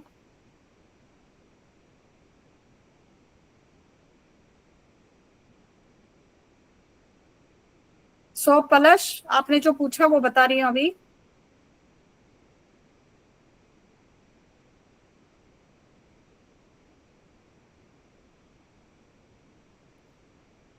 अभी जो बता रही हूँ वो कौन सा है, role specific functionality. Role specific functionality में मैंने क्या बताया, एप्लीकेशन को यूज करने वाले अलग अलग यूजर्स होते हैं। ओके, तो यूजर्स को user has different roles.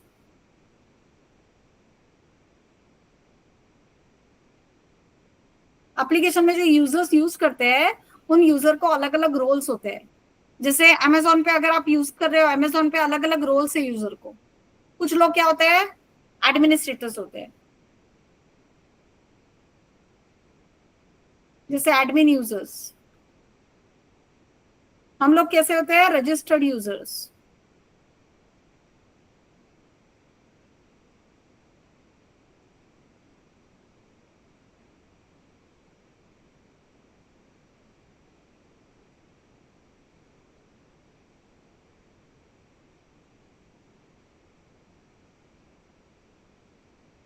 Non registered users.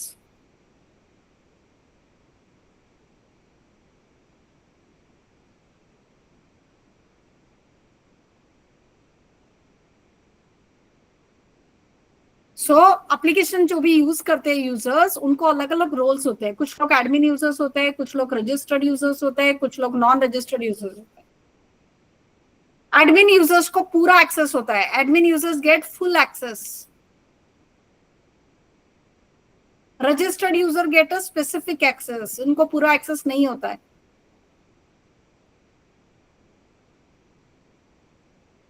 Non registered users have no access,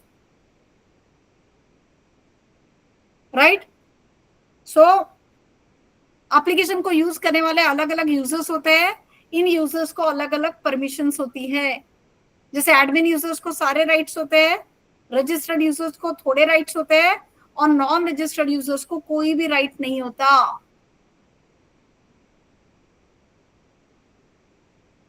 okay, तो एप्लीकेशन को यूज करने वाले अलग अलग यूजर्स होते हैं जिनको अलग अलग राइट्स होते हैं। तो टेस्टिंग करते टाइम पे हम लोग क्या करते हैं पता है, अगर मैंने एडमिन से लॉगिन किया, क्या मुझे सारी चीजों का एक्सेस मिल रहा है? Yes ma'am. वो आपको देखना पड़ता है, टेस्ट करना पड़ता है। अगर मैंने एडमिन से लॉगिन किया तो क्या मुझे प्रोडक्ट ऐड करते आ रहा है, यूजर को ब्लॉक अनब्लॉक करते आ रहा है? तो इसको हमको टेस्ट करना पड़ता है। अगर यूजर से लॉगिन किया, रजिस्टर्ड यूजर से लॉगिन किया, तो आइटम के लिए ऑर्डर प्लेस कर सकते हैं क्या? विश लिस्ट क्रिएट हो सकती है क्या? तो ये किसमें देखा जाता है, रजिस्टर्ड यूजर के लिए टेस्टिंग की जाती है। मतलब जो यूजर होगा उस यूजर के हिसाब से सारे फंक्शनैलिटी का एक्सेस आपको मिलना चाहिए। सो रजिस्टर्ड यूजर को जो फंक्शनैलिटी का एक्सेस मिलना चाहिए रिक्वायरमेंट्स के हिसाब से, क्या वो सारी चीजों का एक्सेस मिल रहा है रजिस्टर्ड यूजर को? जब एडमिन यूजर लॉगिन करता है, उसको जो चीजें दिखनी चाहिए, क्या वो सारी चीजें दिखती है एप्लीकेशन में? क्या सारी चीजों का एक्सेस मिलता है एडमिन को? इसके लिए टेस्टिंग करना पड़ता है। समझ में आया role specific functionality? Yes ma'am. Okay.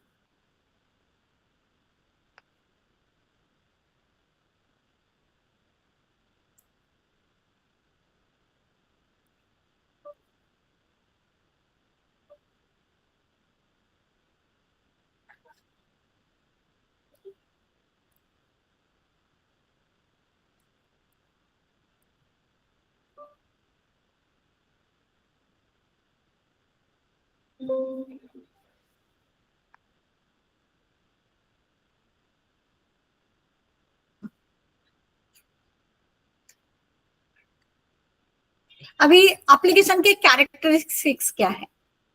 Characteristics का मतलब क्या?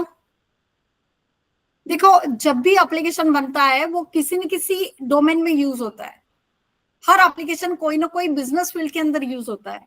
उस बिजनेस फील्ड के हिसाब से एप्लीकेशन को अलग अलग कैरेक्टरिस्टिक्स है। कैरेक्टरिस्टिक्स कौन कौन सी है? Performance criticality. पहला कैरेक्टरिस्टिक है परफॉर्मेंस क्रिटिकलिटी। परफॉर्मेंस क्रिटिकलिटी का मतलब क्या होता है?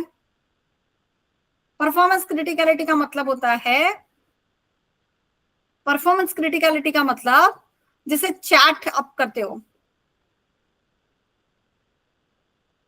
आप क्या करते हो, चैट करते हो।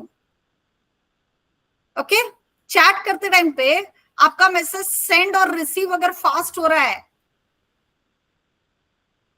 तो ही चैट करने में मजा आता है, राइट। अगर चैट फास्ट सेंड हो रहे हैं, फास्ट रिसीव हो रहे हैं, तो चैट करने में मजा आएगा। समझो मैसेज सेंड होने में टाइम लग रहा है, रिसीव होने में टाइम लग रहा है, तो परफॉर्मेंस मतलब उसका मतलब हमें मजा नहीं आएगा चैटिंग में।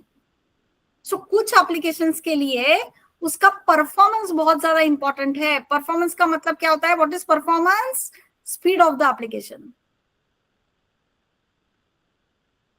ओके, परफॉर्मेंस का मतलब क्या होता है, स्पीड। अगर एप्लीकेशन बहुत फास्ट चल रहा है तो इसका मतलब क्या होगा, हमें एप्लीकेशन को यूज करने में मजा आएगा, हम लोग अच्छे से एप्लीकेशन यूज कर पाएंगे। लेकिन अगर एप्लीकेशन स्लो चल रहा है तो हमें उसको यूज करने में कोई मजा नहीं आएगा, उसको यूज करना पसंद भी नहीं आएगा। ओके, सो जैसे चैटिंग एप्लीकेशन हो गया, चैट करने में मजा तभी आता है जब मैसेजेस बहुत फास्ट सेंड और रिसीव होते हैं। या फिर trading market applications, trading applications जो होते हैं, ऑनलाइन ट्रेडिंग एप्लीकेशन, उसमें भी एप्लीकेशन बहुत फास्ट चलना चाहिए। Okay, share market application, trading application, अगर ये एप्लीकेशन स्लो होंगे तो यूज नहीं कर पाएंगे ठीक से। तो कुछ एप्लीकेशन ऐसे होते हैं जिनका फास्ट होना बहुत इंपॉर्टेंट है, जैसे trading application, share market application, chatting applications. यहाँ पे एप्लीकेशन कैसे होने चाहिए, applications must be fast. Application कैसे होने चाहिए, एप्लीकेशंस मस्ट बी फास्ट।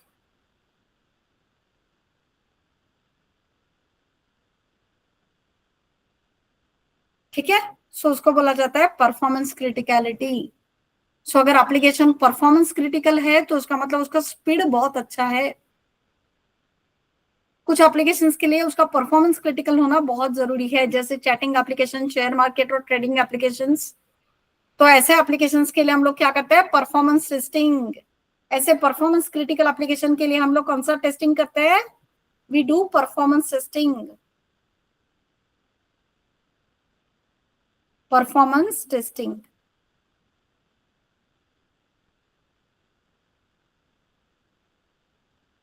ठीक है।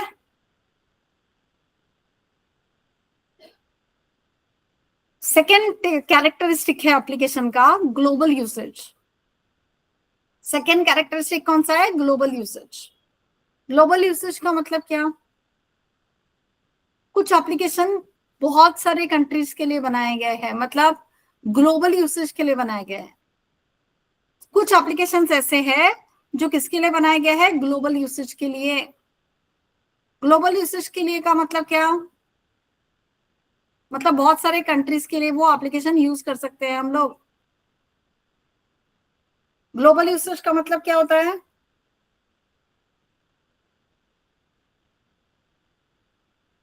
ग्लोबल यूसेज मतलब application will be used by multiple countries.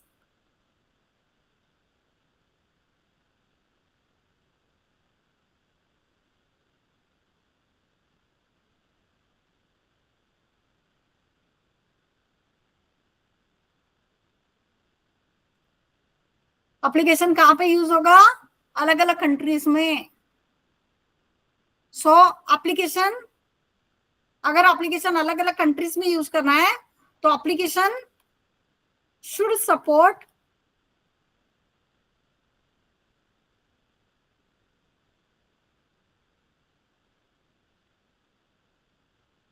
Multiple languages.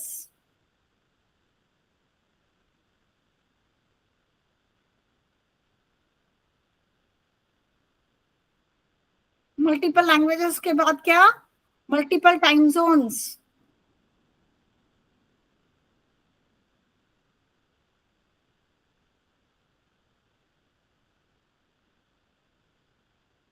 अगर एप्लीकेशन मल्टीपल कंट्रीज के लिए है तो एप्लीकेशन शुड सपोर्ट मल्टीपल अगर एप्लीकेशन ग्लोबल यूसेज के लिए का मतलब क्या, कि एप्लीकेशन ग्लोबली यूज होने वाला है, मतलब बहुत सारे कंट्रीज उसको यूज करेंगे। अगर बहुत सारे कंट्रीज के लिए एप्लीकेशन बना है तो एप्लीकेशन में बहुत सारी लैंग्वेज सपोर्ट होनी चाहिए। जैसे जापान में वो एप्लीकेशन यूज होने वाला है, तो एप्लीकेशन का जो यूजर इंटरफेस है वो जापानीज लैंग्वेज में दिखना चाहिए ताकि जापान के लोग उसको समझ पाए।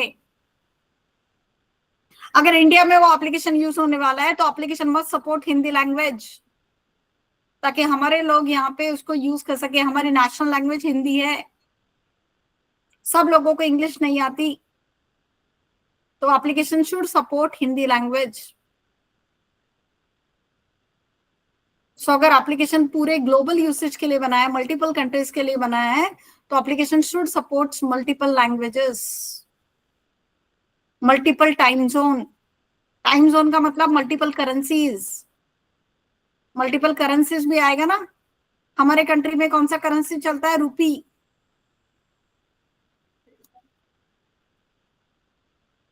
बाकी कंट्रीज में जैसे डॉलर है, येन है, जापान में येन चलता है। सो अगर एप्लीकेशन मल्टीपल कंट्रीज के लिए बना है,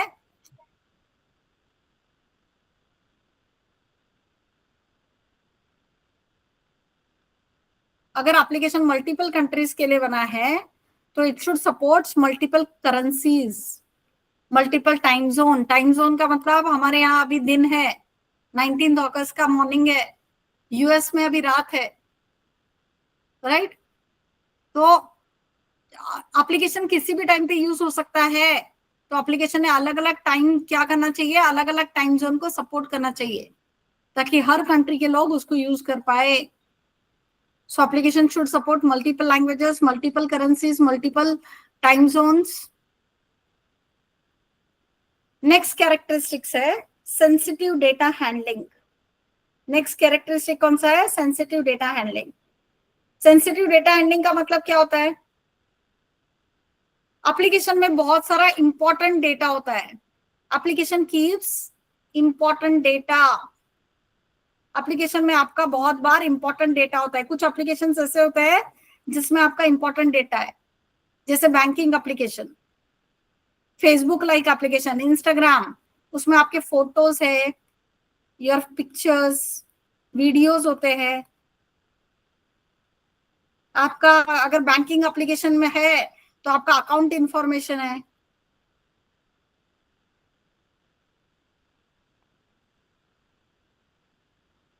your credit card data.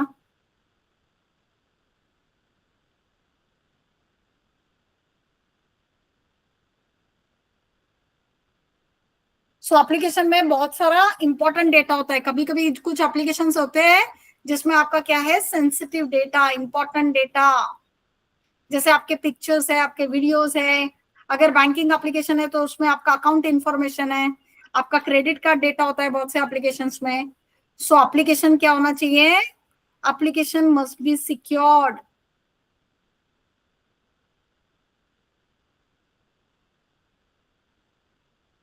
Application must be secured ताकि आपका सेंसिटिव डेटा सेफ रहे, so that your data is safe.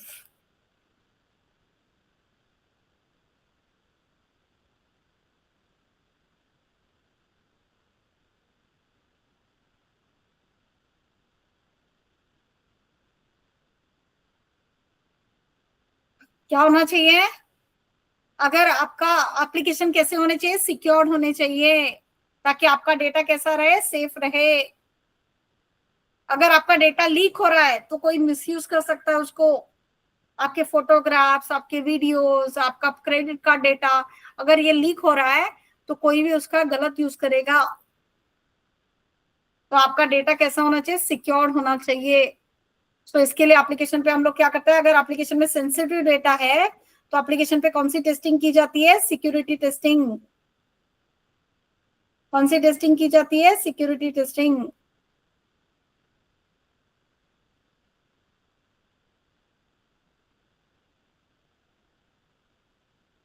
Okay.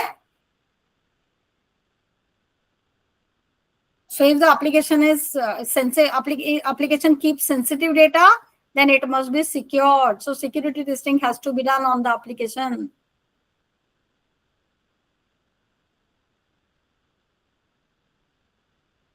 उसके बाद compliance.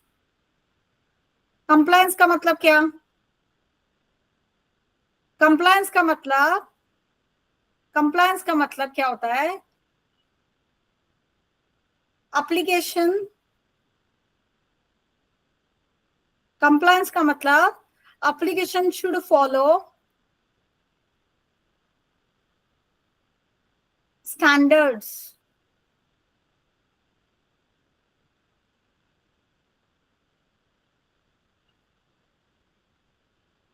Application should follow standards, legal regulations.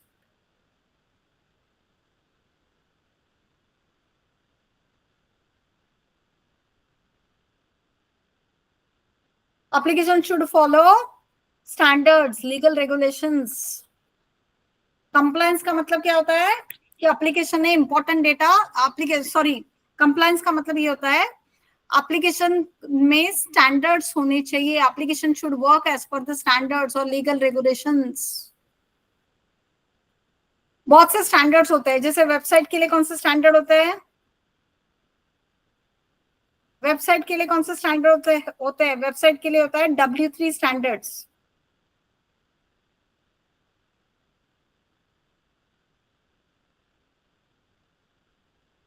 Okay, ISO के स्टैंडर्ड्स होते हैं जो कंपनी को फॉलो करने पड़ते हैं, आईएसओ स्टैंडर्ड्स।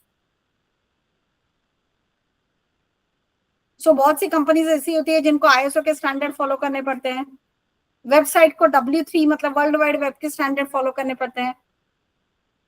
सो कंप्लायंस का मतलब क्या कि application should work as per the standards. Application ने कैसा काम करना चाहिए? स्टैंडर्ड के मुताबिक काम करना चाहिए।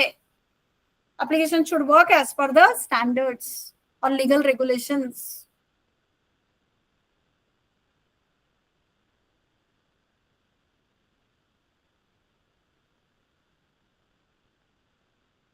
यहां तक समझा है आपको? ये 4 पॉइंट्स जो मैंने बताए समझा है? डाउट Yes, से ma'am. ओके। प्रेरणा, राम, किरण, डाउट से तो पूछा करो। अनम्यूट करके पूछ सकते हो, चैट में डाल सकते हो। मैं लिख भी रही हूँ, एक्सप्लेन भी कर रही हूँ। आपको डाउट से तो पूछो। यस चेतन, आपको डाउट से तो पूछो। सोनाली, सब लोग है, सबके लिए है। सब किसी को भी डाउट हो तो चैट में डालो। और जो भी हो चुका है वो मैं रिवाइज करवाऊंगी उन लोगों के लिए जो लेट ज्वाइन किए हैं। सो उसके बारे में कोई प्रॉब्लम नहीं है। लेट ज्वाइन किया होगा तो भी मैं एक्सप्लेन करूंगी, आपका कुछ मिस हुआ है तो। ठीक है, सो उसका टेंशन मत लेना। आपको रिकॉर्डिंग भी है, हर चीज का रिकॉर्डिंग है, तो आप रिकॉर्डिंग भी सुन सकते हो। हर क्लास का रिकॉर्डिंग होता है। ओके, तो आपको डाउट नहीं है तो मैं आगे बढ़ती हूँ।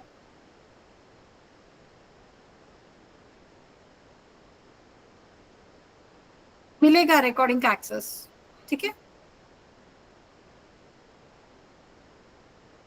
आपको बताया जाएगा कैसे मिलेगा।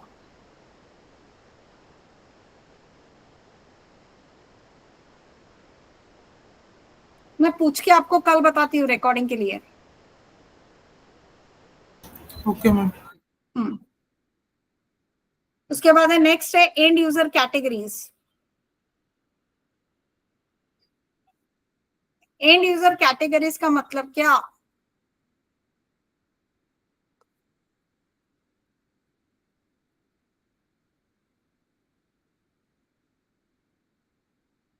What are end user categories? अभी एंड यूजर कैटेगरीज का मतलब क्या? एंड यूजर कैटेगरी का मतलब होता है users are of different types.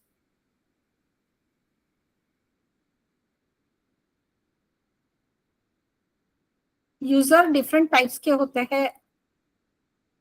Some users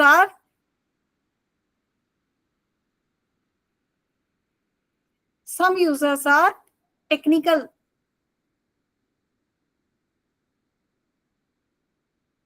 and some are non-technical.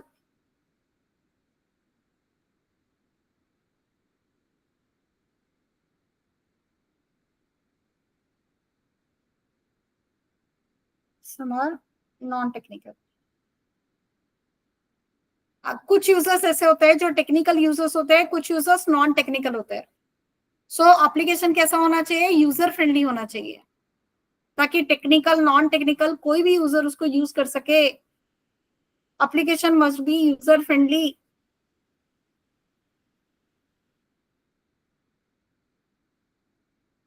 Application must be user friendly so that any user can use it easily.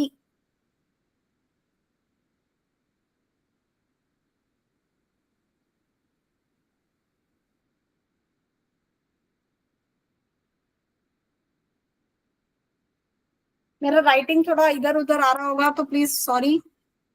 मैं explain कर रही हूँ, राइट भी कर रही हूँ, ताकि आपको समझ में अच्छे से आए. अगर राइटिंग खराब आ रही है तो मुझे बता देना. आपको समझ में आ रहा है क्या वो देखना. मैंने क्या लिखा है कि एप्लीकेशन को यूज करने वाले अलग अलग यूजर्स होते हैं, जिसमें से कुछ लोग टेक्निकल होते हैं, कुछ लोग नॉन टेक्निकल होते हैं.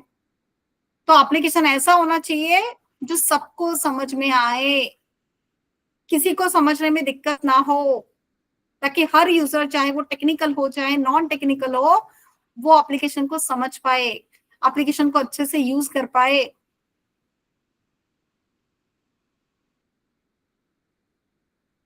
तो इस ऐसे अगर एप्लीकेशन में अलग अलग यूजर्स है, हर यूजर के लिए एप्लीकेशन यूजर फ्रेंडली है कि नहीं, हम लोग इसको चेक करेंगे. अगर एप्लीकेशन अलग अलग यूजर्स यूज कर रहे हैं, टेक्निकल नॉन टेक्निकल, तो हर यूजर के लिए एप्लीकेशन क्या होना चाहिए? यूजर फ्रेंडली होना चाहिए, इजी होना चाहिए अंडरस्टैंड करने के लिए. तो इसके लिए हम लोग कौन सा टेस्टिंग करते हैं? Usability testing. हम लोग चेक करते हैं यूजेबिलिटी टेस्टिंग में कि एप्लीकेशन समझने के लिए इजी है क्या.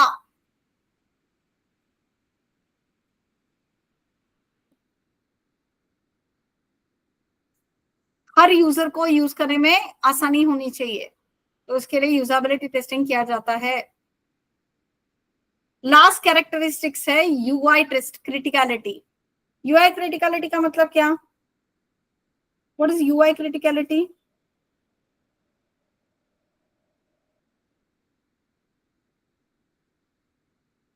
some applications are UI critical. UI critical का मतलब क्या? कुछ एप्लीकेशंस के लिए उसका UI बहुत ज्यादा इंपॉर्टेंट है, कुछ एप्लीकेशंस के लिए उसका UI बहुत ज्यादा इंपॉर्टेंट है. जैसे एडवर्टाइजिंग साइट्स.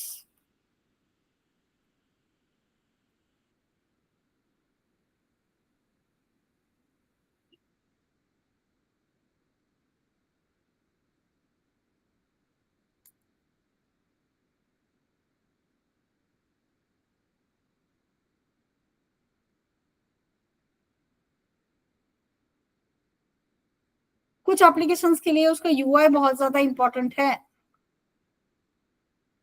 कौन सा एप्लीकेशन? जैसे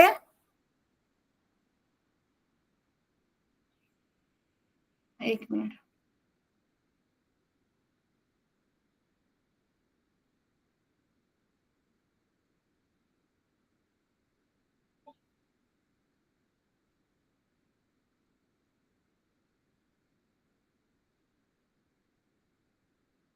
क्या बताया मैंने आपको? यूआई क्रिटिकलिटी का मतलब क्या? कुछ एप्लीकेशंस के लिए उसका यूजर इंटरफेस बहुत ज्यादा इंपॉर्टेंट है, जैसे एडवर्टाइजिंग साइट, शॉपिंग साइट्स. कुछ एप्लीकेशंस ऐसे होते हैं जो हॉस्पिटल्स में यूज होते हैं, हॉस्पिटल्स में आईसीयू में ईसीजी मॉनिटर वगैरह, जहाँ पे पेशेंट का ईसीजी दिखता है, मेजर होता है, तो वहां पे भी ग्राफ्स वगैरह दिखाई देते हैं, तो वो ग्राफ अच्छे से दिखने चाहिए. एडवर्टाइजिंग साइट्स है तो उसमें आइटम का फोटो वीडियो बहुत अच्छे से दिखना चाहिए, ताकि यूजर उसको खरीदने के लिए अट्रैक्ट हो. सो यूजर इंटरफेस बहुत क्रिटिकल है, बहुत इंपॉर्टेंट है कुछ साइट के लिए, जैसे एडवर्टाइजिंग साइट, शॉपिंग साइट्स। वहां पे आइटम के फोटोज वीडियोस अच्छे से दिखने चाहिए ताकि यूजर्स क्या कर सके, अट्रैक्ट हो सके और शॉपिंग कर सके। अगर वो अट्रैक्ट होंगे यूजर्स तो ही शॉपिंग करेंगे, राइट। सो एप्लीकेशन का यूजर इंटरफेस क्रिटिकल है। तो यूजर इंटरफेस के लिए हम लोग क्या करते हैं, यूजर इंटरफेस का टेस्टिंग करते हैं। और user interface, we do user interface testing.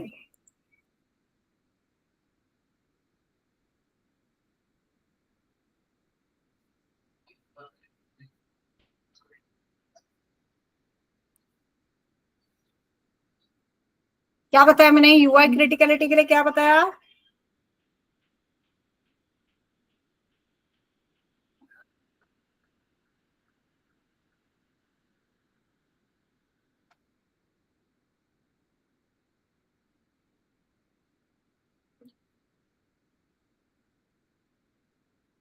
For some application,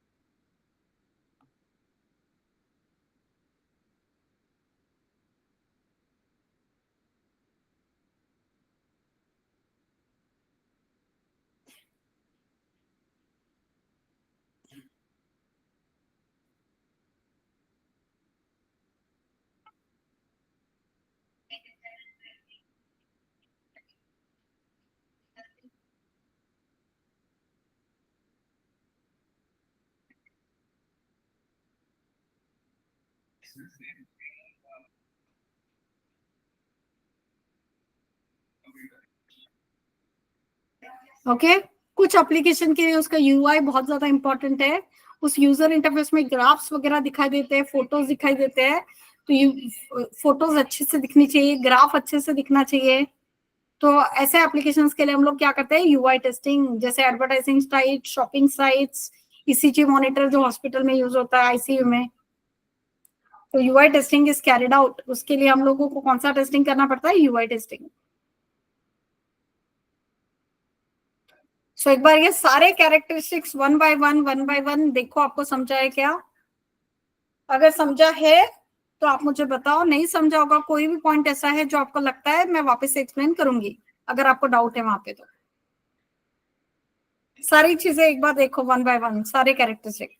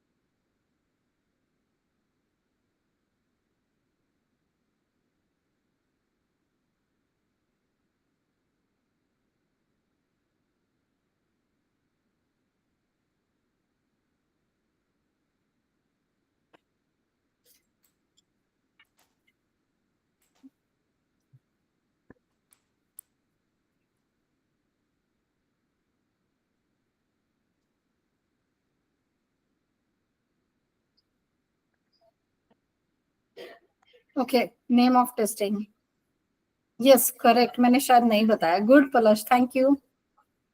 पलाश, इसके लिए ग्लोबल यूसेज के लिए कौन सा टेस्टिंग किया जाता है, लोकलाइजेशन टेस्टिंग।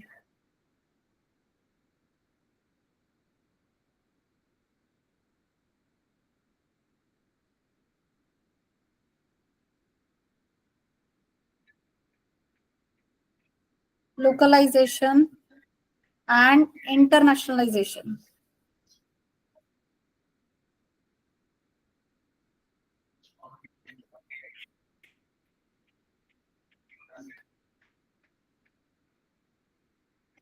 कौन सा टेस्टिंग होता है? Localization testing, internationalization testing.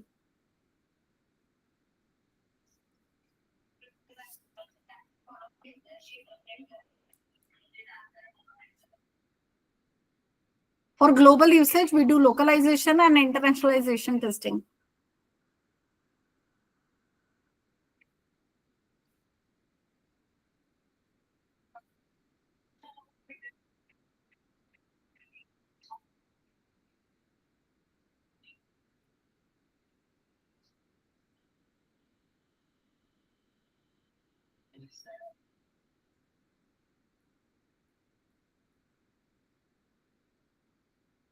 Okay, compliance के लिए compliance testing. Compliance के लिए we do compliance testing. Okay, Palash, yeah. Thanks for asking doubts. पूछा करो, ऐसे ही अच्छा लगता है हमें भी.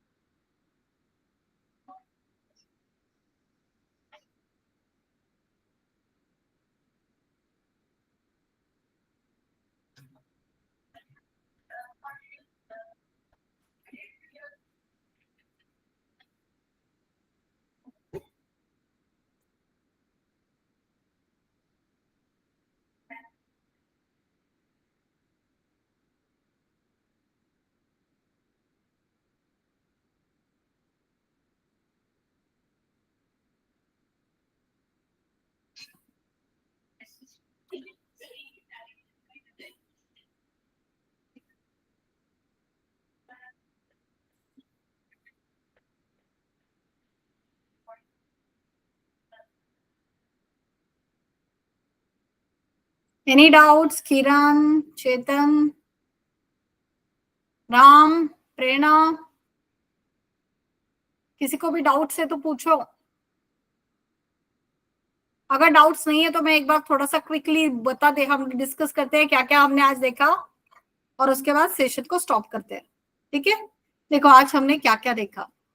आज हमने सबसे पहले ये देखा कि सॉफ्टवेयर एप्लीकेशंस क्या होते हैं. सॉफ्टवेयर एप्लीकेशंस क्या होते हैं, उसके बाद हमने ये देखा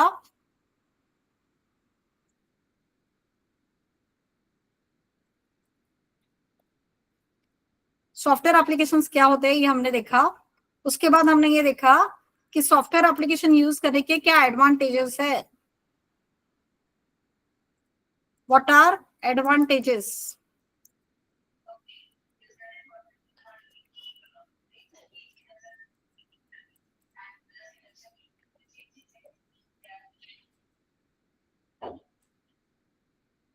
उसके बाद हमने क्या देखा, उसके बाद हमने देखा एप्लीकेशन कंपोनेंट्स.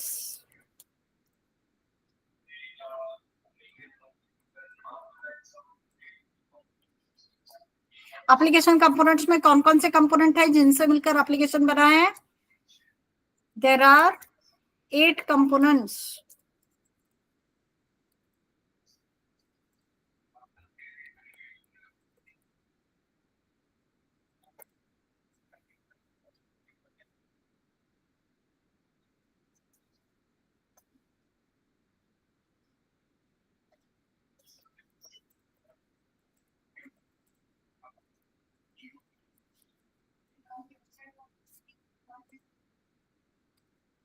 पहला कंपोनेंट है यूजर इंटरफेस. सेकेंड कंपोनेंट है बिजनेस रोल स्पेसिफिक फंक्शनैलिटी.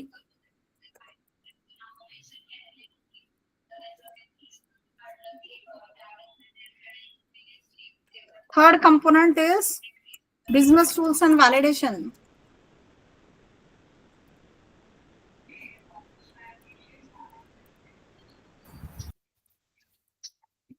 चौथा कंपोनेंट हमने ये देखा databases and data. Yes correct, very good. Fifth component Report search result. Very good.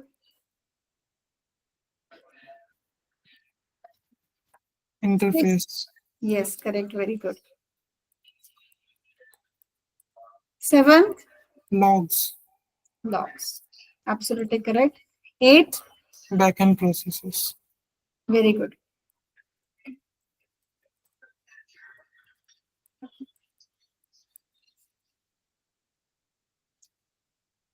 So application 8 component से मिलके बना है।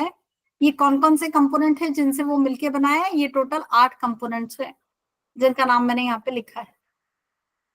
ओके, हमने एक एक कंपोनेंट को एक्सप्लेन किया, आपको समझ में आया। उसके बाद हमने ये भी देखा एप्लीकेशन की कैरेक्टरिस्टिक्स क्या होती है।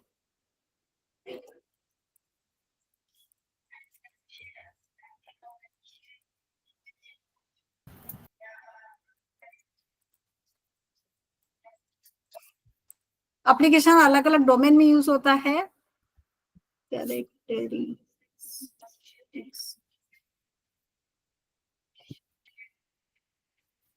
सी होगा। हाँ सी है, फिर मिस हो गया, लेकिन फिर भी एरर है, क्यों हो रहा है? ठीक है, जाने दो। उसके बाद पहला कैरेक्टरिस्टिक्स हमने देखा performance Criticality. Yes, very good. ऐसे आंसर दिया करो, बहुत अच्छा लगता है।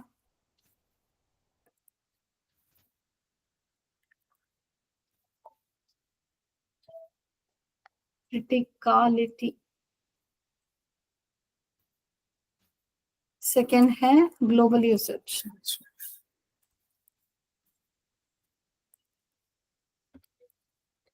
तीसरा है Sensitive data handling. Yes, correct.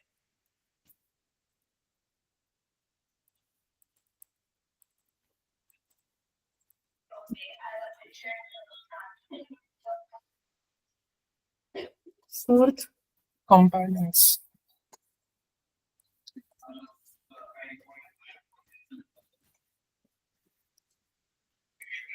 And user category. Very good. UI criticality. Yes, correct.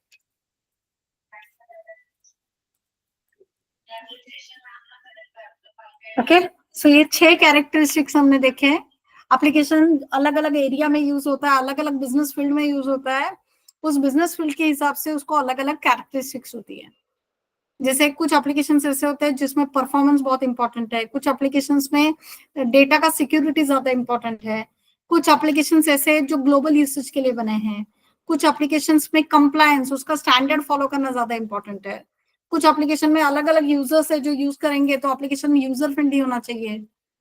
कुछ एप्लीकेशन ऐसे होते हैं जिनका यूजर इंटरफेस बहुत इंपॉर्टेंट है, यूजर इंटरफेस में इमेजेस दिखती है, ग्राफ्स दिखते हैं, तो उनका इमेजेस मतलब ये जो यूआई जो होता है वो बहुत इंपॉर्टेंट है, तो एप्लीकेशन यूआई क्रिटिकल होते हैं, तो उसके लिए यूआई टेस्टिंग किया जाता है। तो इसके लिए बेसिकली ये सारी कैरेक्टरिस्टिक्स के लिए अलग अलग टेस्टिंग होती है जो हमने डिस्कस की। सो आज हम लोग यहीं पे स्टॉप करेंगे, बाकी का कल कंटिन्यू करते हैं, ठीक है? Thank you so much, thank you all, thank you Palash, thank you so much. Ram, Kiran, Prerna, Chetan, if any doubts are there please पूछो। Thank you Palash,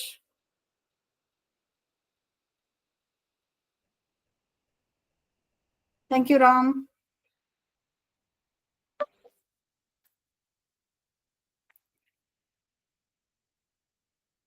thank you all, thank you so much. जिनका मिस हुआ है मैं उनका कवर अप करके देती हूँ, don't worry. चेतन, आपका मिस हो गया है, मैं आपको हेल्प करती हूँ कवर करने के लिए, मैं आपको कवर अप करवा के दूंगी, ठीक है? Thank you all once again, bye bye.